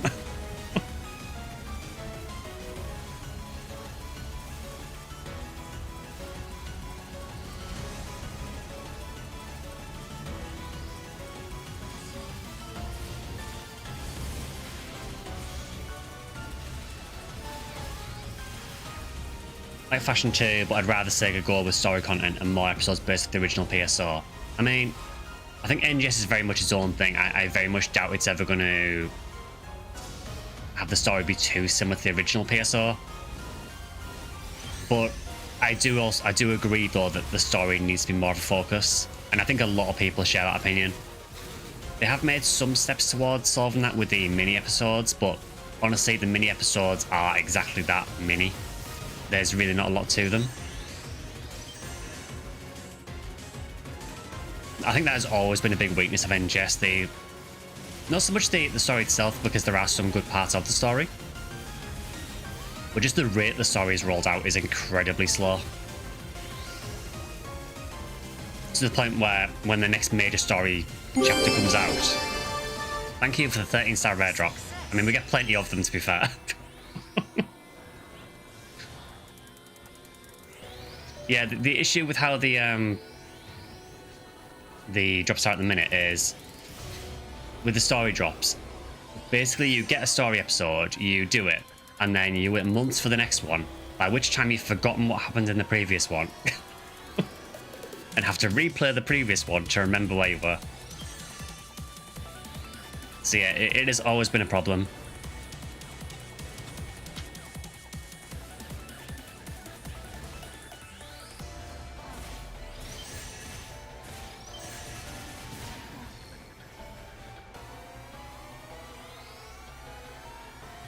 Yeah, I feel like, honestly, I think if they could sort the story out a bit, I think that would make some big strides to solving some of the issues people have with the game.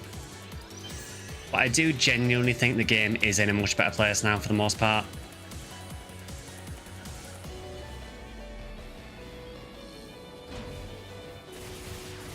Trial start.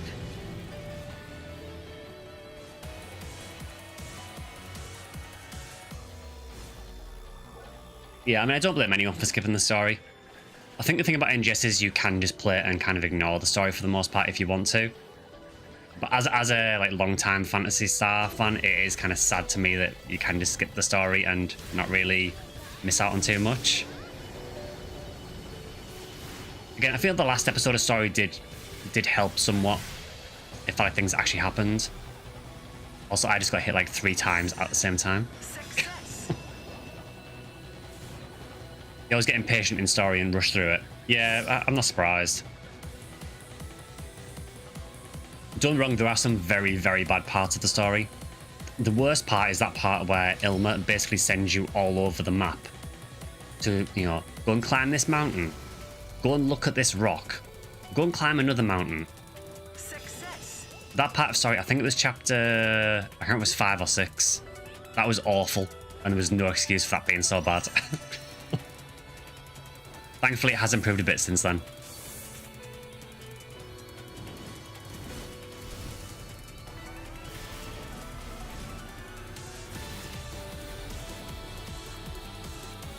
I personally think that NGS is never going to be one of the best stories for Phantasy Star unless it does drastically improve the story. It's kind of fine. I would like to see them improve it. I just kind of get the impression that the story is just not really a focus for them. Which sounds weird for a franchise that's always been quite heavily focused around the story, but maybe they thought, right, we need to try and fix the gameplay and get the gameplay in a position we're happy with first, and then focus on story. Which I get why you would do that, because the gameplay is the main reason that people are going to stick around for the most part.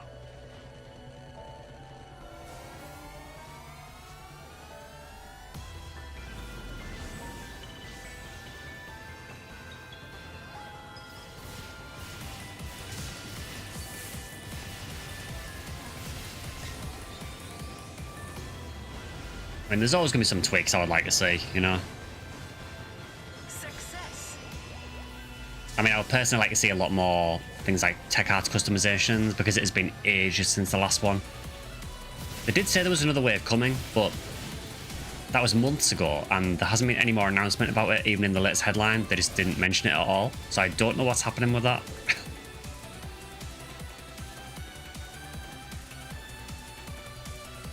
But yeah, just more ways to kind of spice the gameplay up would be cool as well. You would argue it's why Final Fantasy 14 has been so successful. I mean, I don't play 14 anymore. I haven't played it since like A Realm Reborn. But isn't it 14 going through a bit of a rough patch at the minute? Success.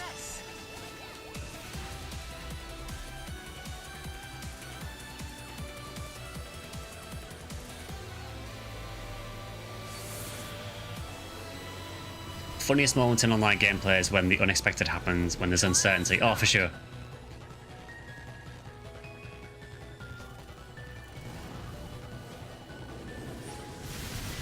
You made so many people upset by skipping the story in 14. I mean, the thing is with 14, though, I mean, unless you've got, like, your literal months of your life to go through it all. Still has a very strong story. Yeah, I've just seen a lot of news on it recently about, like, players not being happy with 14, but I don't know what the reasoning for it is. Whether it's, like, gameplay decisions or something, I really don't know.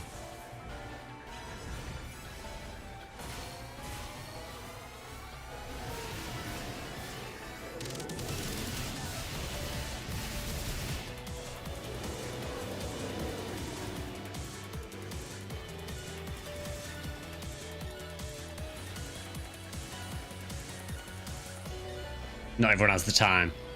Oh, for sure.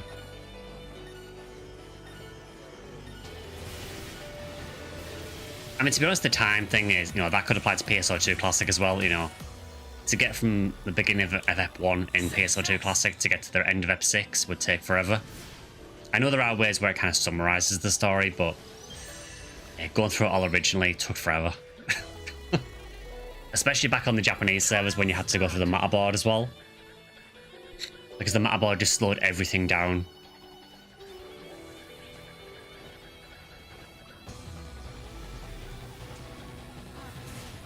I did like the story in PSO2, but yeah, it was extremely long. Success.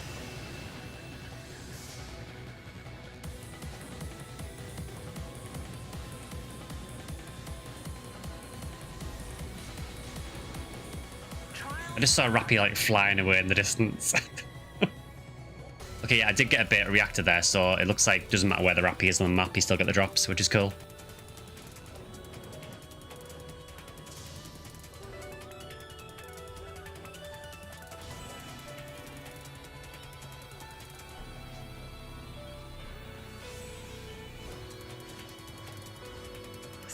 Success.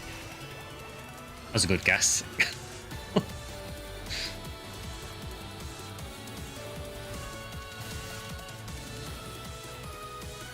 Love episode 3 of PSO2. Yeah, I think for me, I think the only episodes of PSO2 that I didn't really like, I mean, Ep 1 is very slow. Success. But obviously, Ep 1 is there to basically set the scene and everything, so I kind of understand why. I personally was never a huge fan of 5. I know some people love it, some people hate it. I personally didn't like Ep 5.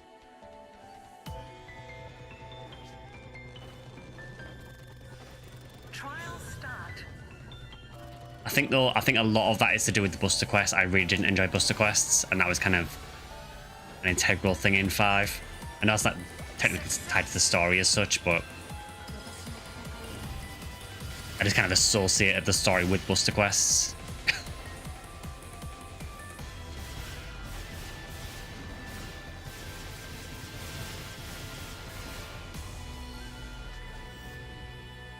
Oh, another boss.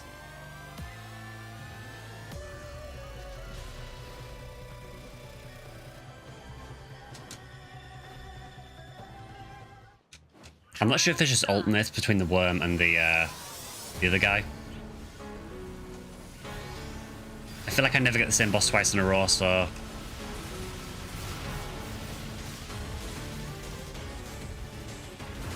In Ep 6 I can't judge too much because I think I only played about the first half of Ep 6. I think I quit halfway through.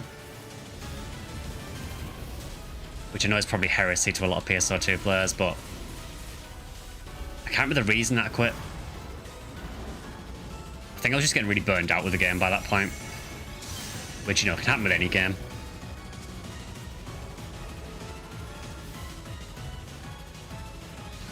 That kind of sucks. His tail's kind of blocking the weak point. We hit it anyway.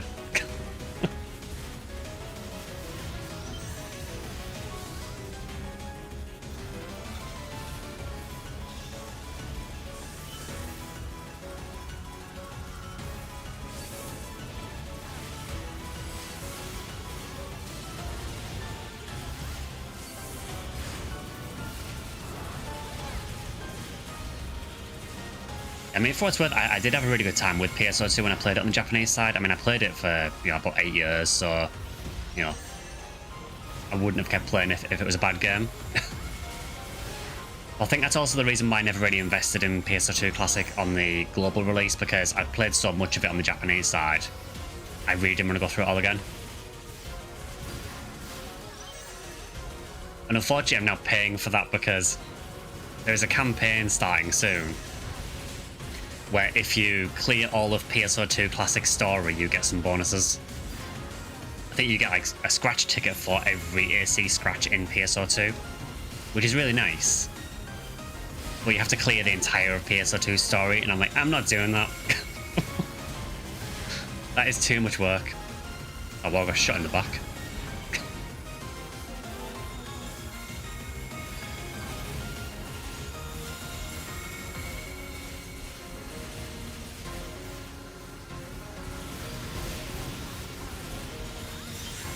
Is this guy glitched again?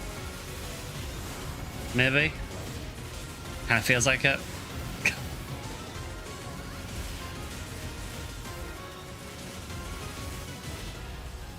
I do have massive respect for PSO2. I think it was a very, very ambitious game. You know, if you think back, it was like 2011 when it was the alpha test for it. Yeah, I got shot in the back by a missile, and I got hit by something from the front as well at the same time. It happens. Another Geovlog boat. What was... Another urgent quest. Oh, it's mining rig. Oh.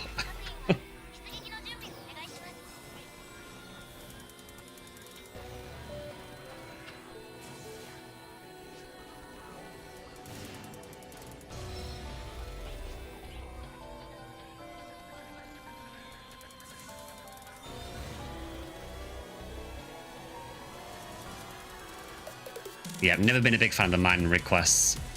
I think that just goes back again to PSO2.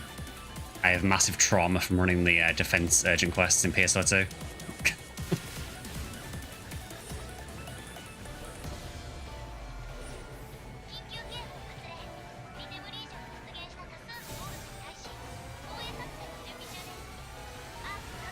But yeah, I do feel like Sega were very ambitious with PSO2. I guess, I don't know, maybe they wanted it to be as revolutionary as the original PSO was. And I think to some degree it is. I mean, obviously, you know, PSO was like the very first console online RPG. That is a massive accolade. But I think, you know, PSO2 was an extremely ambitious game for the time.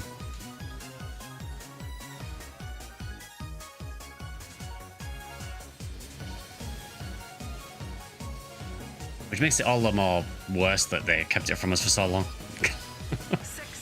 I mean, obviously, a lot of people who wanted to play it just played the Japanese version anyway, myself included.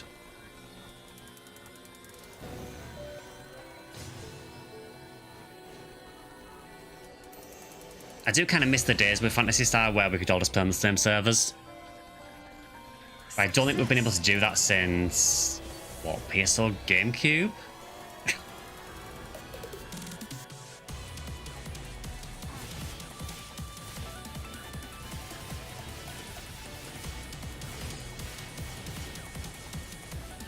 I'm assuming they probably got sick of, you know, all these Western hackers on PSO ruin it for everyone.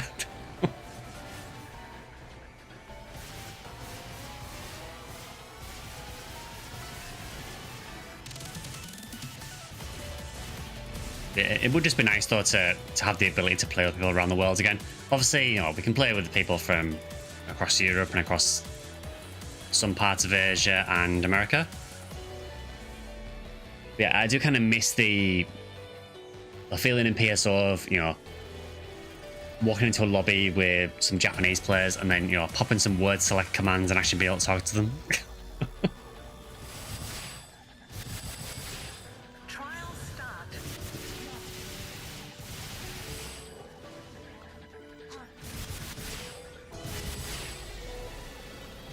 It's always the cheaters. Wouldn't surprise me.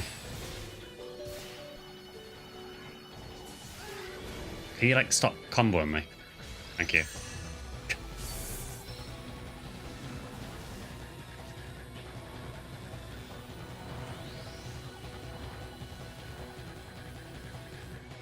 Yeah, people in this team are really going ham on the auto words.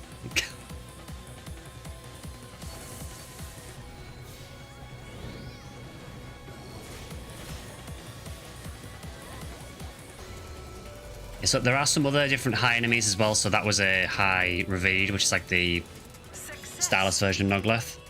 So there are some like regular enemies that are high versions as well, and they also deal tons of damage.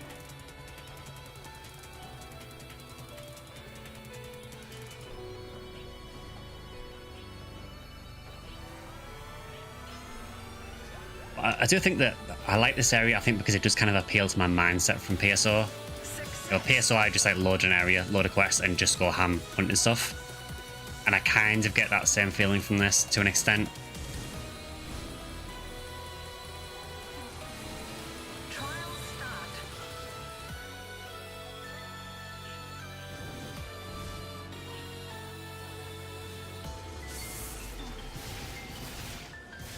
The only difference is that, again, like 90% of the stuff you get is complete garbage. Although, having said that, from the runs I did on PSO earlier, same pretty much applies there as well.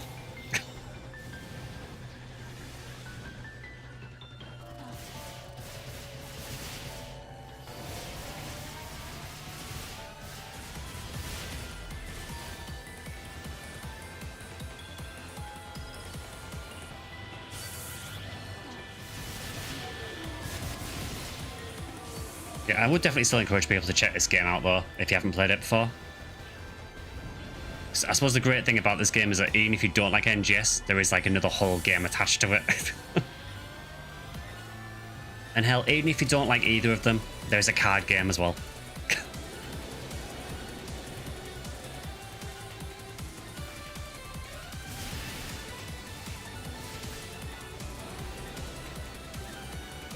Success.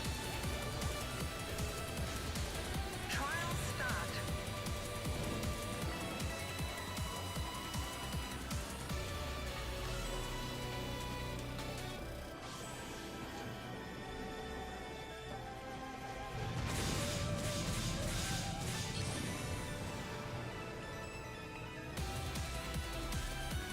It is also free. Yeah, it is also free. Success. And again, like I said earlier, I do genuinely think like it is one of the more friendly free-to-play games. Success. It doesn't feel overly punishing if you don't want to spend money.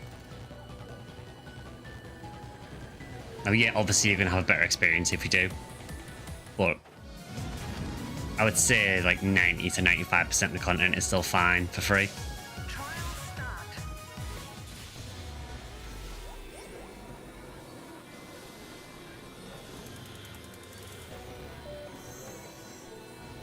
Success. I mean, again, I would recommend using stuff like the material storage if you can get it, just with the star gems.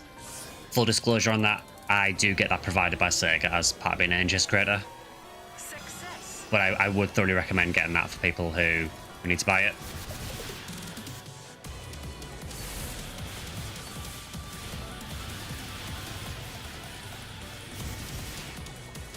Because that's one funny thing that's been coming up recently. There's been some NGS creators getting accused of being Sega shills.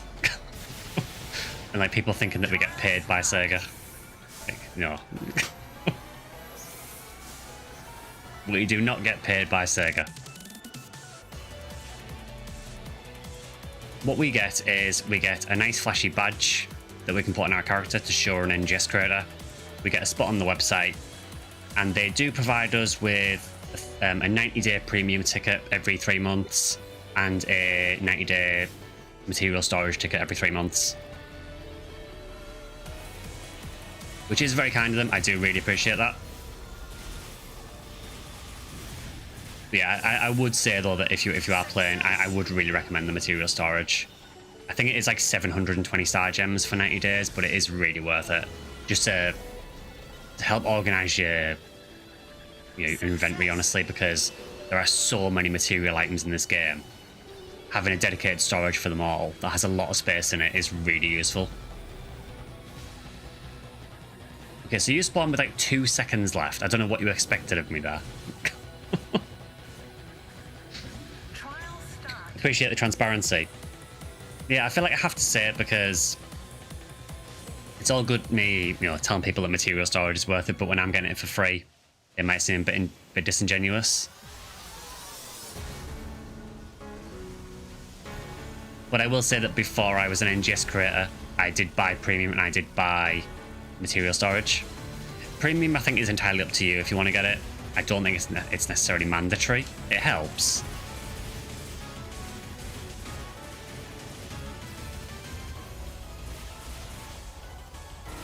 Trial start. Also, on the subject of NGS creator, for some reason, I have no idea how, but I seem to have maintained my rank on NGS creator. So for those who don't know how it works, basically every 3 months, Sega basically assess your account on like YouTube or Twitch or whatever you submitted to them, and you have to fulfill like a certain criteria of views and so on to maintain your rank. So there are different like ranking levels for NGS creators. I think when you join the program, you join as like a bronze level creator. After a while, you go up to silver, then gold, then rainbow. So I'm now at rainbow because I've been on the program for a while. But every 3 months they assess your account, and if you meet the criteria, you maintain your rank, or you go up a rank if you're not a rainbow. But if you don't meet the criteria, they demote your rank, and if you're bronze rank and get demoted, you get kicked off the program. It's very, very harsh, and I do feel sorry for people who've just joined the NGS creator program, because it does feel kind of a bit unfair for them, because they basically have to get into the program and then immediately make the views to stay in. Whereas for me, realistically, I could essentially fail to meet the requirements for quite a few months before I get knocked off the program, because I'm at rainbow level already. So the worst that would happen to me if I didn't meet it would be I'd get demoted to gold, then silver, then bronze, and then I get kicked off. But it does feel very harsh for new NGS creators.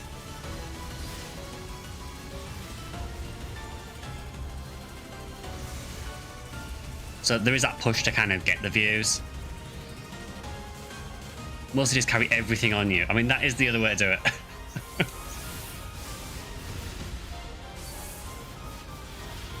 I mean, in that regards, I mean, the actual inventory on your character is quite generous. I mean, I've got 120 spaces. I have increased it a slight bit, but I think the default is 100.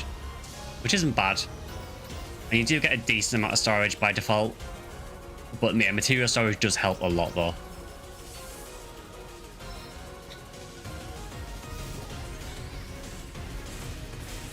You know, particularly when Sig adds yet another material.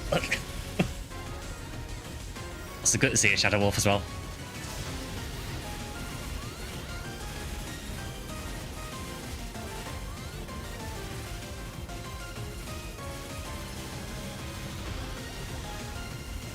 Wow, not even a single 13 star.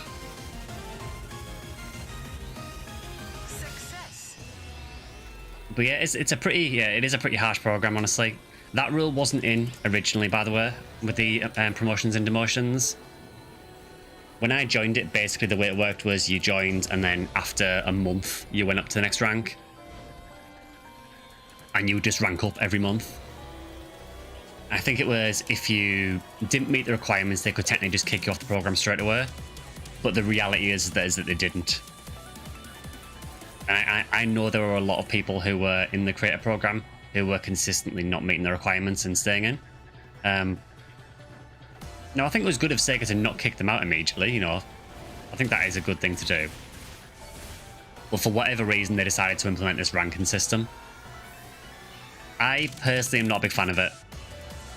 Just because I think it is overly punitive towards people who've just started in the program. Trial start. But obviously, you know, Sega want NGS creators that are getting plenty of views on the videos, understandably. So I kind of get why they're doing it. So if you ever see me pushing out more NGS videos than normal, that is probably why. It's probably me desperately trying to get some NGS views.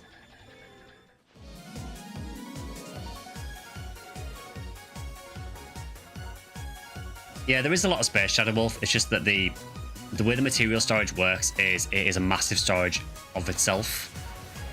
I mean, I can't remember how big it is now. I know it is huge. Where is it?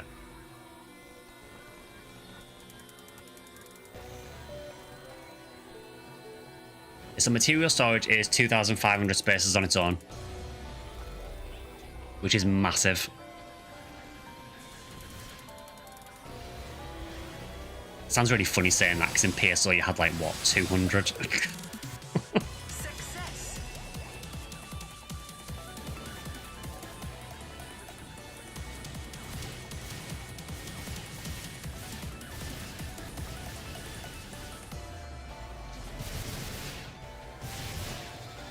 Also, I will say this now, for anyone, if anyone does consider joining the NGS creator program, if you do get into it, reach out to another NGS creator, because I didn't know about this, but there is a Discord for NGS creators. When I joined, I did not get an invite to it. I'll be straight up about that. I don't know if Sega forgot to invite me to it. But I learned of its existence several months later from another NGS creator by accident, more or less, and they invited me in. So yeah, if anyone does join the program, I would just say if you don't get a Discord invite, just contact another NGS creator. I mean, you contact me if you want to, and I'll try and get you in. Start. Really, this should be inviting people in if you're joining the program, but for some reason, something goes wrong. Is this better than Dex Base? So if you are just looking for money, I believe Dex Base is still slightly better. This is good though because it's probably not far off the money of Dex Base, and you also get materials like Progrevants to upgrade the programmers. So generally, I think most people are using this at the minute. Success. But yeah, if you are just after money, I think Dex Base is still better, unfortunately. Because God, I do not want to run Dex Base.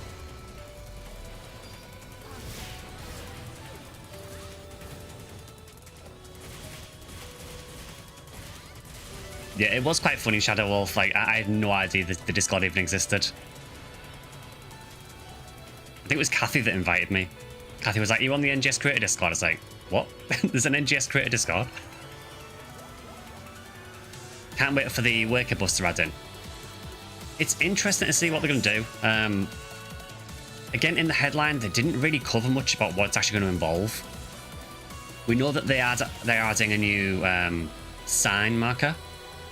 So at the minute, obviously, you've got the sign markers for Wolfen and Fredran, but they are adding another one for Marmalore. I'm interested to see how that actually works into the playstyle, and I do hope there's more to the rework than just that. But I do feel Waker does need rework for sure. I personally find Waker to be quite a boring class at the minute.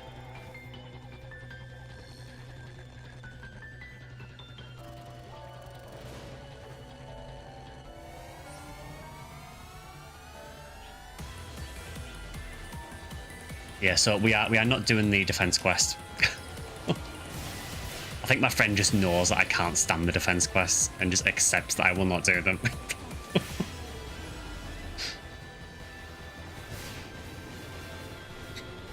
Waker Bouncer so far, been enjoying that. Yeah, I mean, it's an interesting class in terms, you know, it feels very different to everything else in the game for sure. I think people who are big fans of Summoner and PSO2 maybe not as much a fan of it, because there is no doubt it is very simplified from Summoner and PSO2. Success. I mean, I played Waker for quite a while on one of my main characters.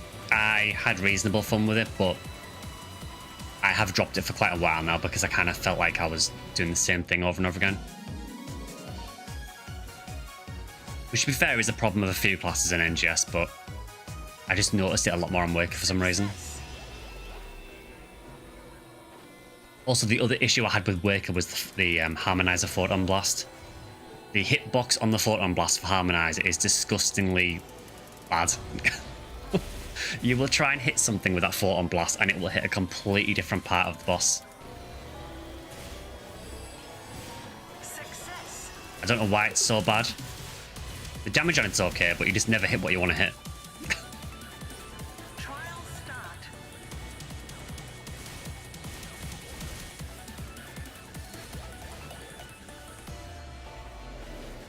It said great Rappy. I'm assuming there is a Rappy somewhere.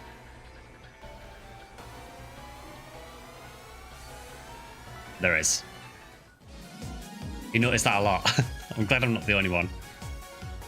I mean, there are some things in the game that do that as well. I mean, Bouncer Pinion Blade is another example of that. That seems to have a really annoying habit of hitting the one part of the enemy you don't want to hit. Success.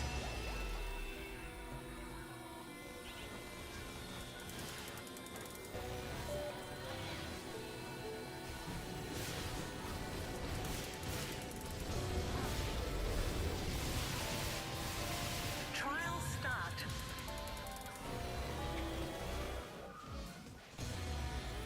Also, I think this is like the most active that an NGS stream has been for a while.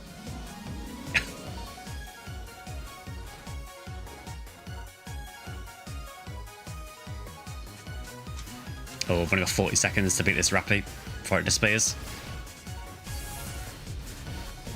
You try to hit the weak point, it hits everywhere else but that. Yeah, exactly.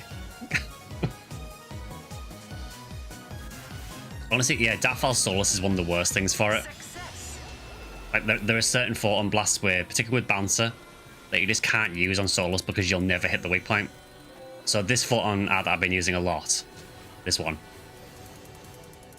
Those shots that it fires at the end there, they will always hit one of the armored parts of Solus, and they'll just do 1 damage.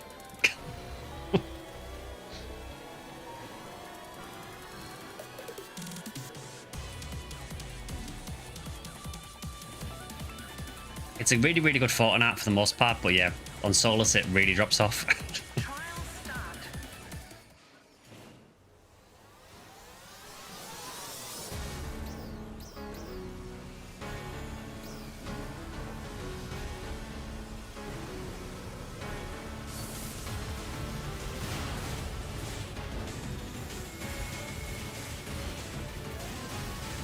Yeah, I also think with these high enemies in the Ultra Realm, I do feel like it's a good way of kind of revitalizing some of the older enemies because, you know, Renis Retem or Renis Vera was never a particularly engaging fight, let's be real. I do feel like this has improved it quite a bit. Unfortunately, Illuminata still sucks.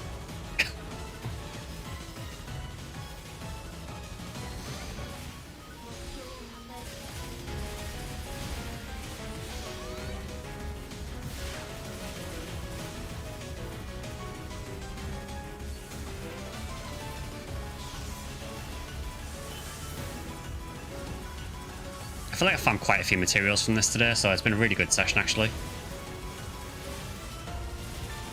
It does make it slightly less slightly less difficult when you got to chat as well, because I can just kind of chill while I'm doing it. Oh, someone in my alliance just got a Krez weapon drop.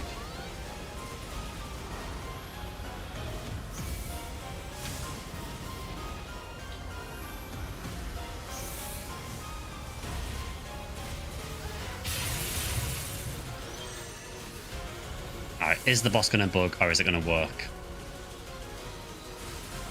Oh, it's working. What a shame. Oh, that hit me from there. Okay, noted.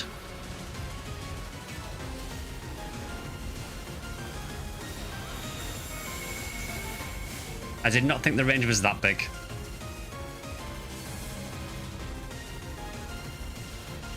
Apparently it is.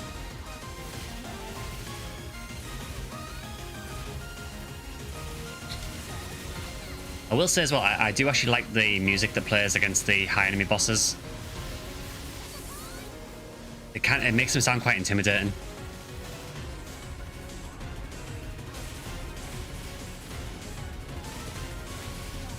I think if there's one wish I had for the NGS music, I kind of wish that they would reference some of the old music a bit more.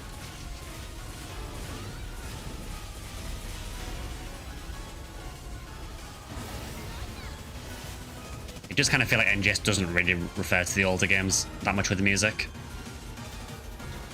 I mean, it does use some of the music from the older games in some quests.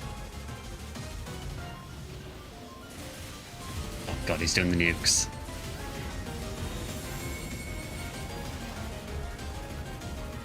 Just dodge repeatedly, and everything will be fine. Everything was not fine.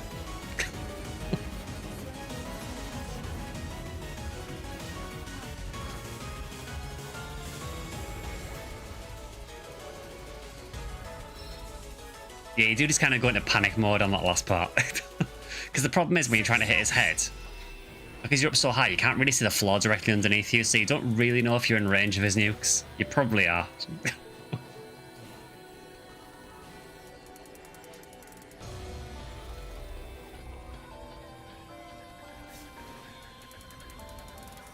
The good thing is as well is that people finally seem to be running this properly, so when this area got first added, there was this really annoying thing that people kept doing where they would basically run through it, do the boss, and then they would bail out and reload another one. And I think the hope was that they would reload into another area where the boss was about to spawn, so they could farm the boss much faster. But the problem is, it basically screws over the rest of the party that's there. Where I think now most people do seem to be staying in the same games, which is good.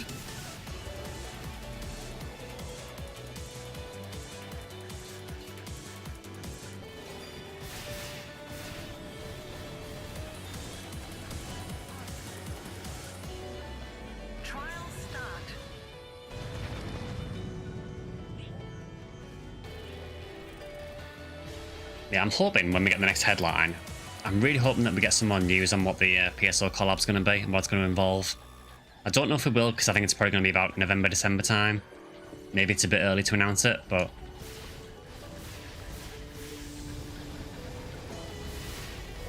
I am genuinely interested as well to see what the reception to it is from like people who start with PSO2 or NGS. Like, do people who start with PSO2 or NGS, do they really care about the original PSO? I'm genuinely curious about that. Success. The thing with work and balance, I just throw myself up in the air so I can't even tell where I'd be on the ground.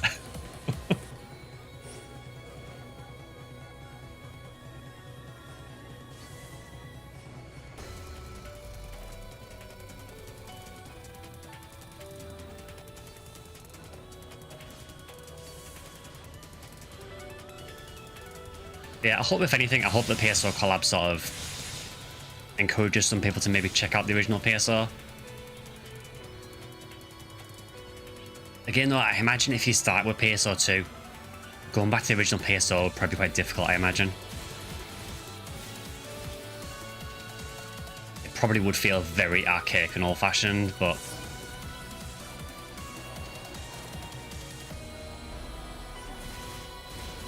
You know, I do forget how old the original PSO is sometimes.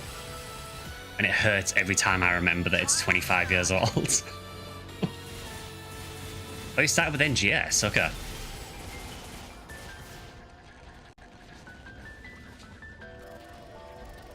Out of curiosity, what encouraged you to pick up NGS? If you started with this game, was there anything in particular that sort of attracted you to it?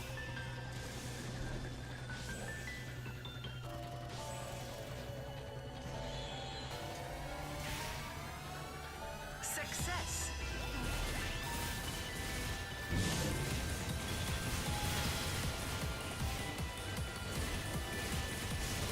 I mean, it's cool to see people getting into the franchise with NGS as well.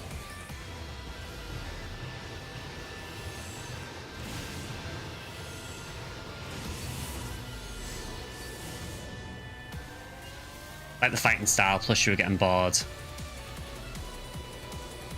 Yeah, I mean, the fighting NGS I think is pretty good. I think a lot of people would agree that the original PSO2 probably has a bit more depth to the combat overall. But I do genuinely like most of the combat in NGS. That doesn't mean I like every weapon. There are some weapons that I really don't like in this game.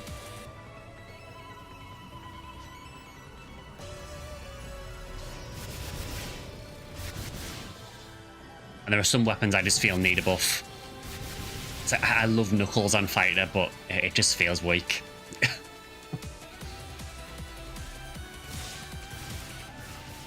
The counters on Knuckles are okay, but the actual Fortnite seem really weak.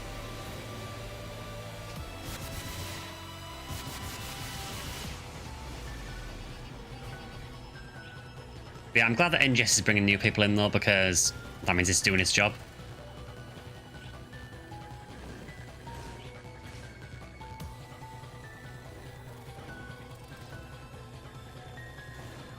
I do think though, I think if you start with NGS, it probably is a very, very difficult thing to go back to the early games. They are brilliant games, the early ones, but yeah, they do show their age now, unfortunately.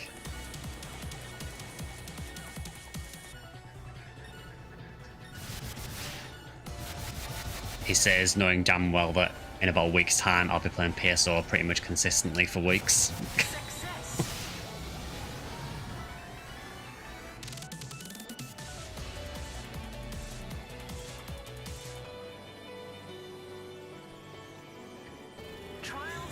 I think the great thing is because the games are so different as well, there's nearly always like one game that will appeal to you. You know, so if you want a game where you're all about finding like really rare gear, you know, and trying to hunt for super, super rare things, then the original PSO is really good for that. Whereas if you just want basically like a fast-paced action game with like loot mechanics attached to it, then this is probably a better choice.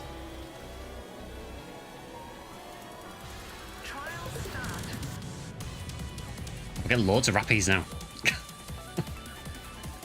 Where's my PSO dating sim? Maybe that's what they're going to announce for the 25th anniversary. Success. PSO Humor dating simulator.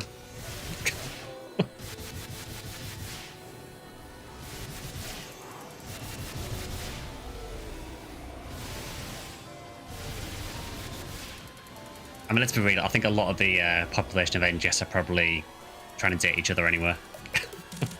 And I mean that in the nicest way possible.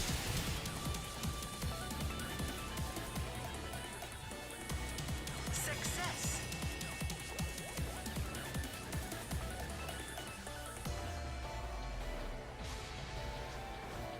I do wonder what else they could do with this franchise, honestly, because, you know, it has gone all over the place. You know, we've had like traditional JRPGs, we've had action RPGs, we've had card games. You know, there is a lot going on. Trial start.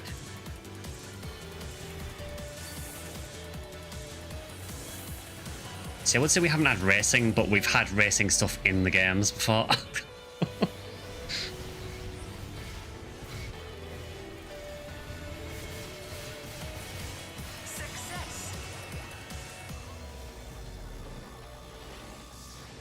Yeah, I mean, a few weeks back, we literally had like a limited quest where it was like a race, the Sonic one. You know, like PSU had like floating boards that you could race on, and jet skis. So the franchise has gone in a lot of weird ways over the years. Trial start.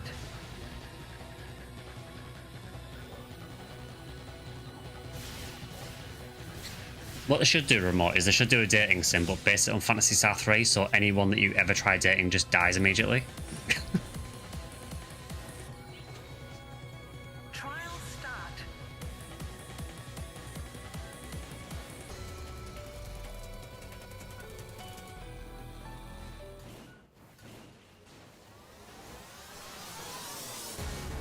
No, no, no, please, no.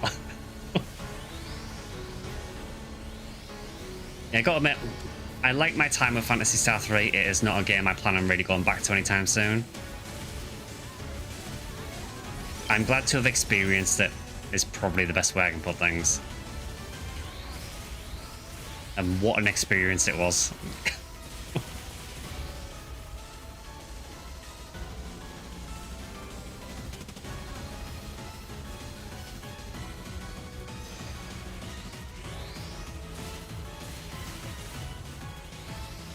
I seriously don't know like how I've gone for so long without playing the original JRPGs.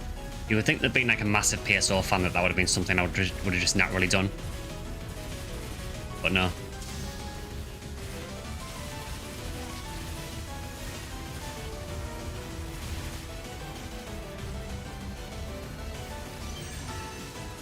It was one of the experiences of all time. It certainly was. It certainly was.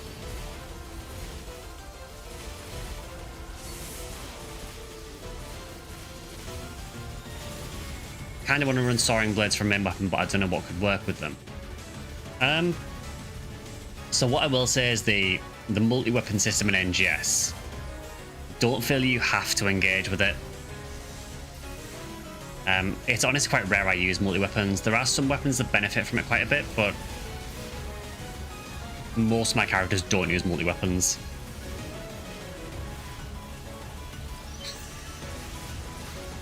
Don't use multi. I mean, regards to what other weapons to use with it regarding class, obviously if you bouncer, your only other option is jet boots, so then you're looking at your subclass. Unfortunately, with the way that NGS works, basically subclasses have kind of like a, I don't know if it's a subclass penalty or a main class boost. Also, thanks to the follower by now as well. I missed that one. But yeah, it's either main weapons have a boost or subclass weapons have a penalty. I can't remember which way around it is. But it basically almost discourages you from using your subclass weapons, which is a really dumb thing, and I hope they remove it. So generally at the moment, I would probably just say just focus most on what your main weapon is, on your main class. I mean, you probably noticed in this. So I am Bouncer Slayer. I have not once used a Gunblade in this entire stream.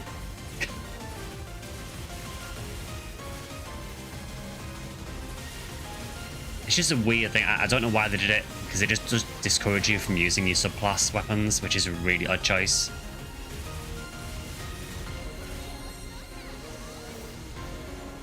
We got 3 Juvold weapons from that. Success.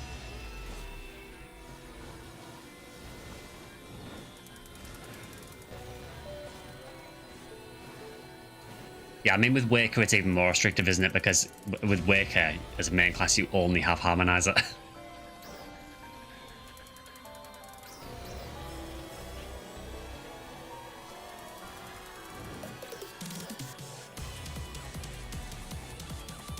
Oh, that's really nice, actually. Juvold Blades with Fixer Fatali 3. That is really nice. We will keep those.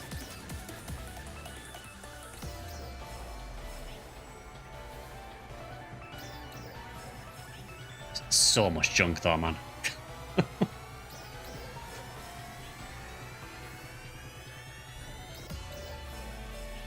I'm generally at a point now where I just get rid of everything unless it's like a 13 star with Fixer. Trial start.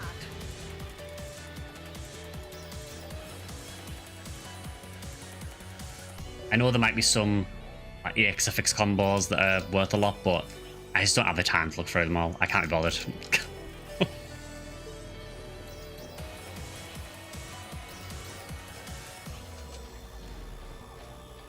They carry a lot of junk yourself. It's really bad in this quest, honestly, because you just get so many, particularly of the Cleridim weapons. You get so many of them during the course of this that you just end up with an inventory full of them.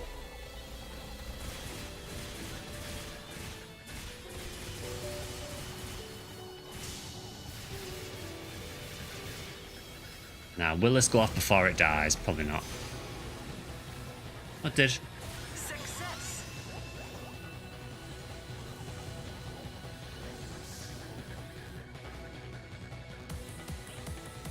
Yeah, I think we'll probably do this rotation. I think we'll do the next boss and then we'll probably call it there, I think. Again, thank you for everyone for putting up with this, just spamming Alter Realm. I really needed to do this. Success. And if this is a way of motivating me to actually get my Arsenic gear on NGS, then it's working.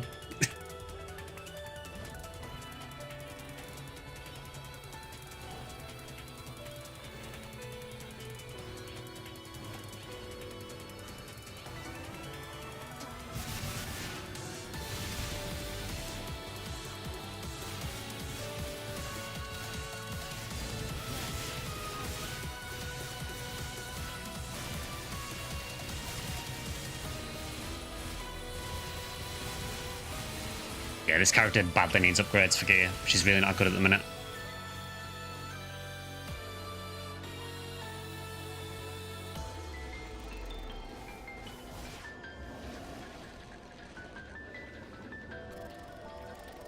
It's very kind of you to just spawn directly in front of me.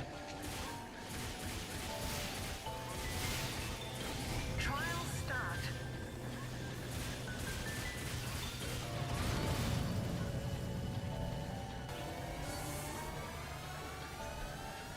I should probably mention it as well while I'm streaming. The next episode of the Axe Lounge podcast should be going live on Kathy's channel on August the 12th, I think it is. Our guest for it is another NGS creator, Catastrophe. Success. So we'll be talking about the NGS headline and a few other things as well. So I hope you guys look forward to that. That should, again, just should be on Kathy's channel on August the 12th.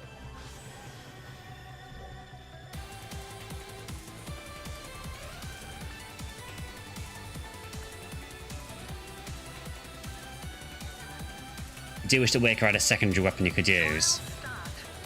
I mean, in base game PSO2, they used to do it where like every class could use Gunblade. Gunblade was kind of like a... There wasn't really much reason to use it until the Luster class came out, but it was kind of just a weapon that was there for every class.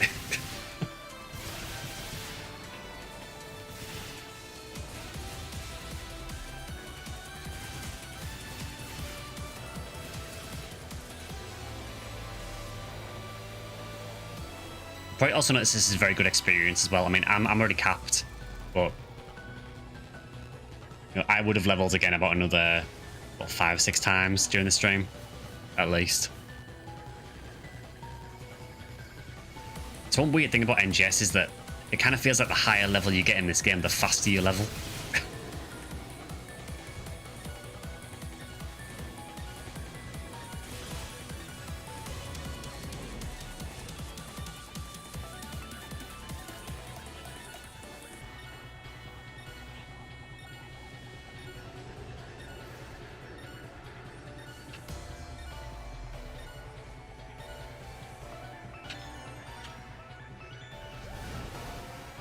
Success.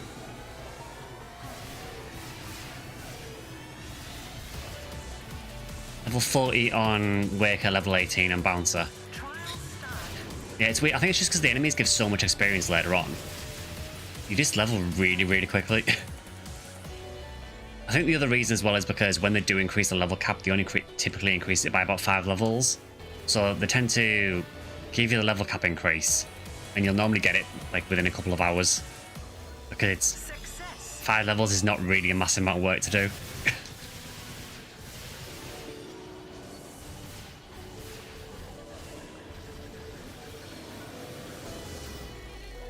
My inventory's full of these weapons again already.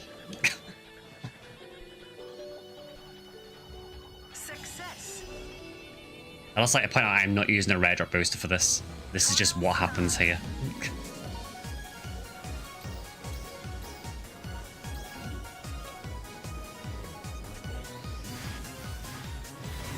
Well, at least we got another Rappy.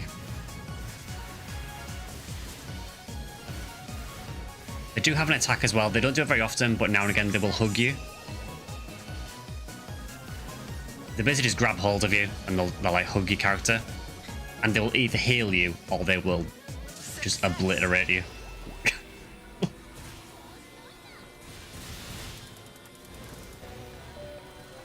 It's really cute when they do it. Not so much when they obliterate you, but unfortunately the ones here seem to die so fast I never get to try it.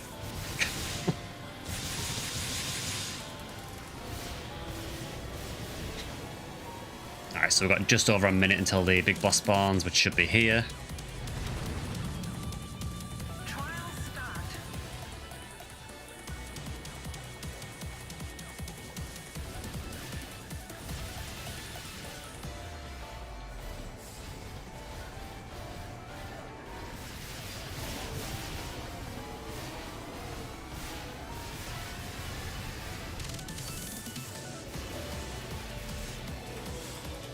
Success. Yeah, honestly, Shadow Wolf as well, I would say that if you want to level, the story is actually a really good way of leveling. Completing the story quest tends to give you a huge chunk of experience.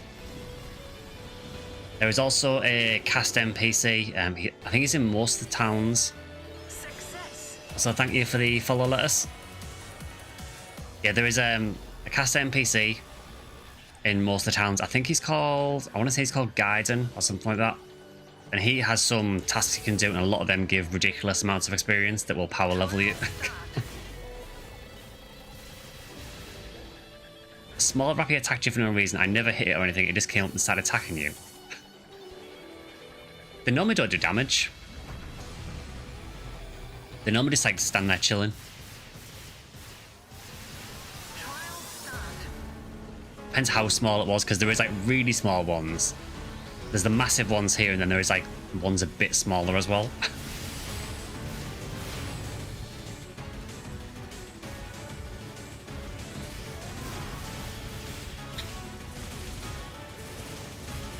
The really small Rappies are actually really funny in this. I don't know if you've tried it, but if you hit them with elemental attacks, or if you use like techniques or anything on them, occasionally they'll take like an elemental down, and it's really funny when you do it on a Rappy. So like if you, for example, if you use like lightning text on a Rappy and shock it, it will it'll get electrocuted and it'll spasm all over the place.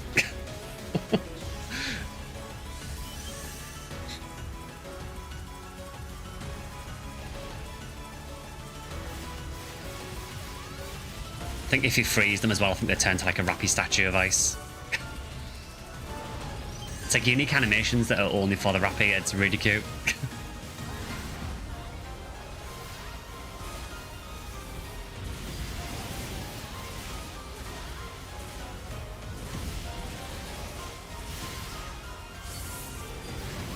Need to try that, but I think I'd one hit them now.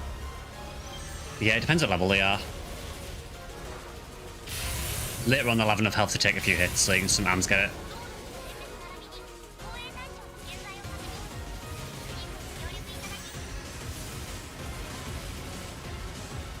Okay, he is nuking, but he's far enough away, so we should be good. Unless he comes closer. We're good.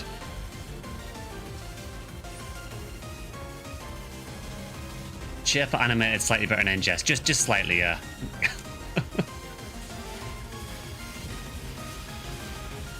Level 40 right now. Oh, nice. Yeah, you'll probably level pretty quickly, honestly. Particularly with the festival coming up as well. Wow, this guy's having no luck. He's just getting constantly elemental downed.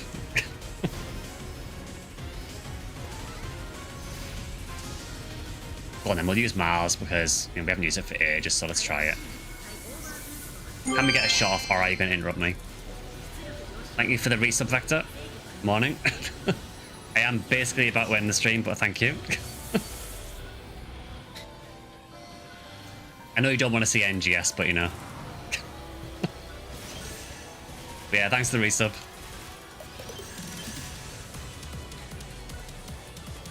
By the way, are you still down for challenge mode on Friday, Vector? I was thinking of doing Friday this week just to make it easy for people. And we got 4 dual weapons and a programmer from that. That's insane. Success. Spear with Fatali, that's not too bad. You can make it on Friday, Arkle. Yeah, if anyone watching, we do have a Discord channel where we talk about Phantasy Star, and we've been doing like a challenge mode run as well in PSO. So if you want to join us over there, I think on YouTube there should be a link to it in the description, and on Twitch there should be, like, underneath the video player, there should be a link to the Discord.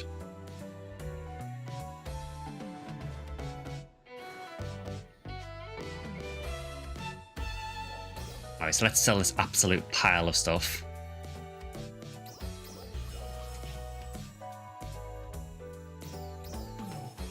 This is what I mean about item bloat in NGS. There is too much stuff.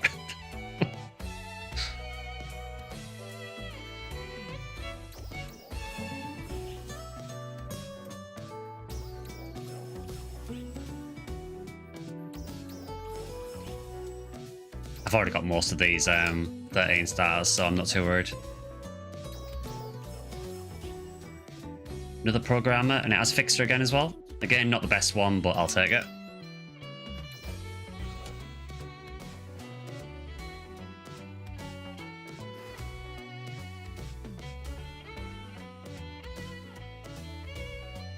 So yeah, I think we'll probably call that one there for today, I think. So again, thank you for everyone for hanging out for NGS. I know it's not something we do very often, but it was really helpful to get this done.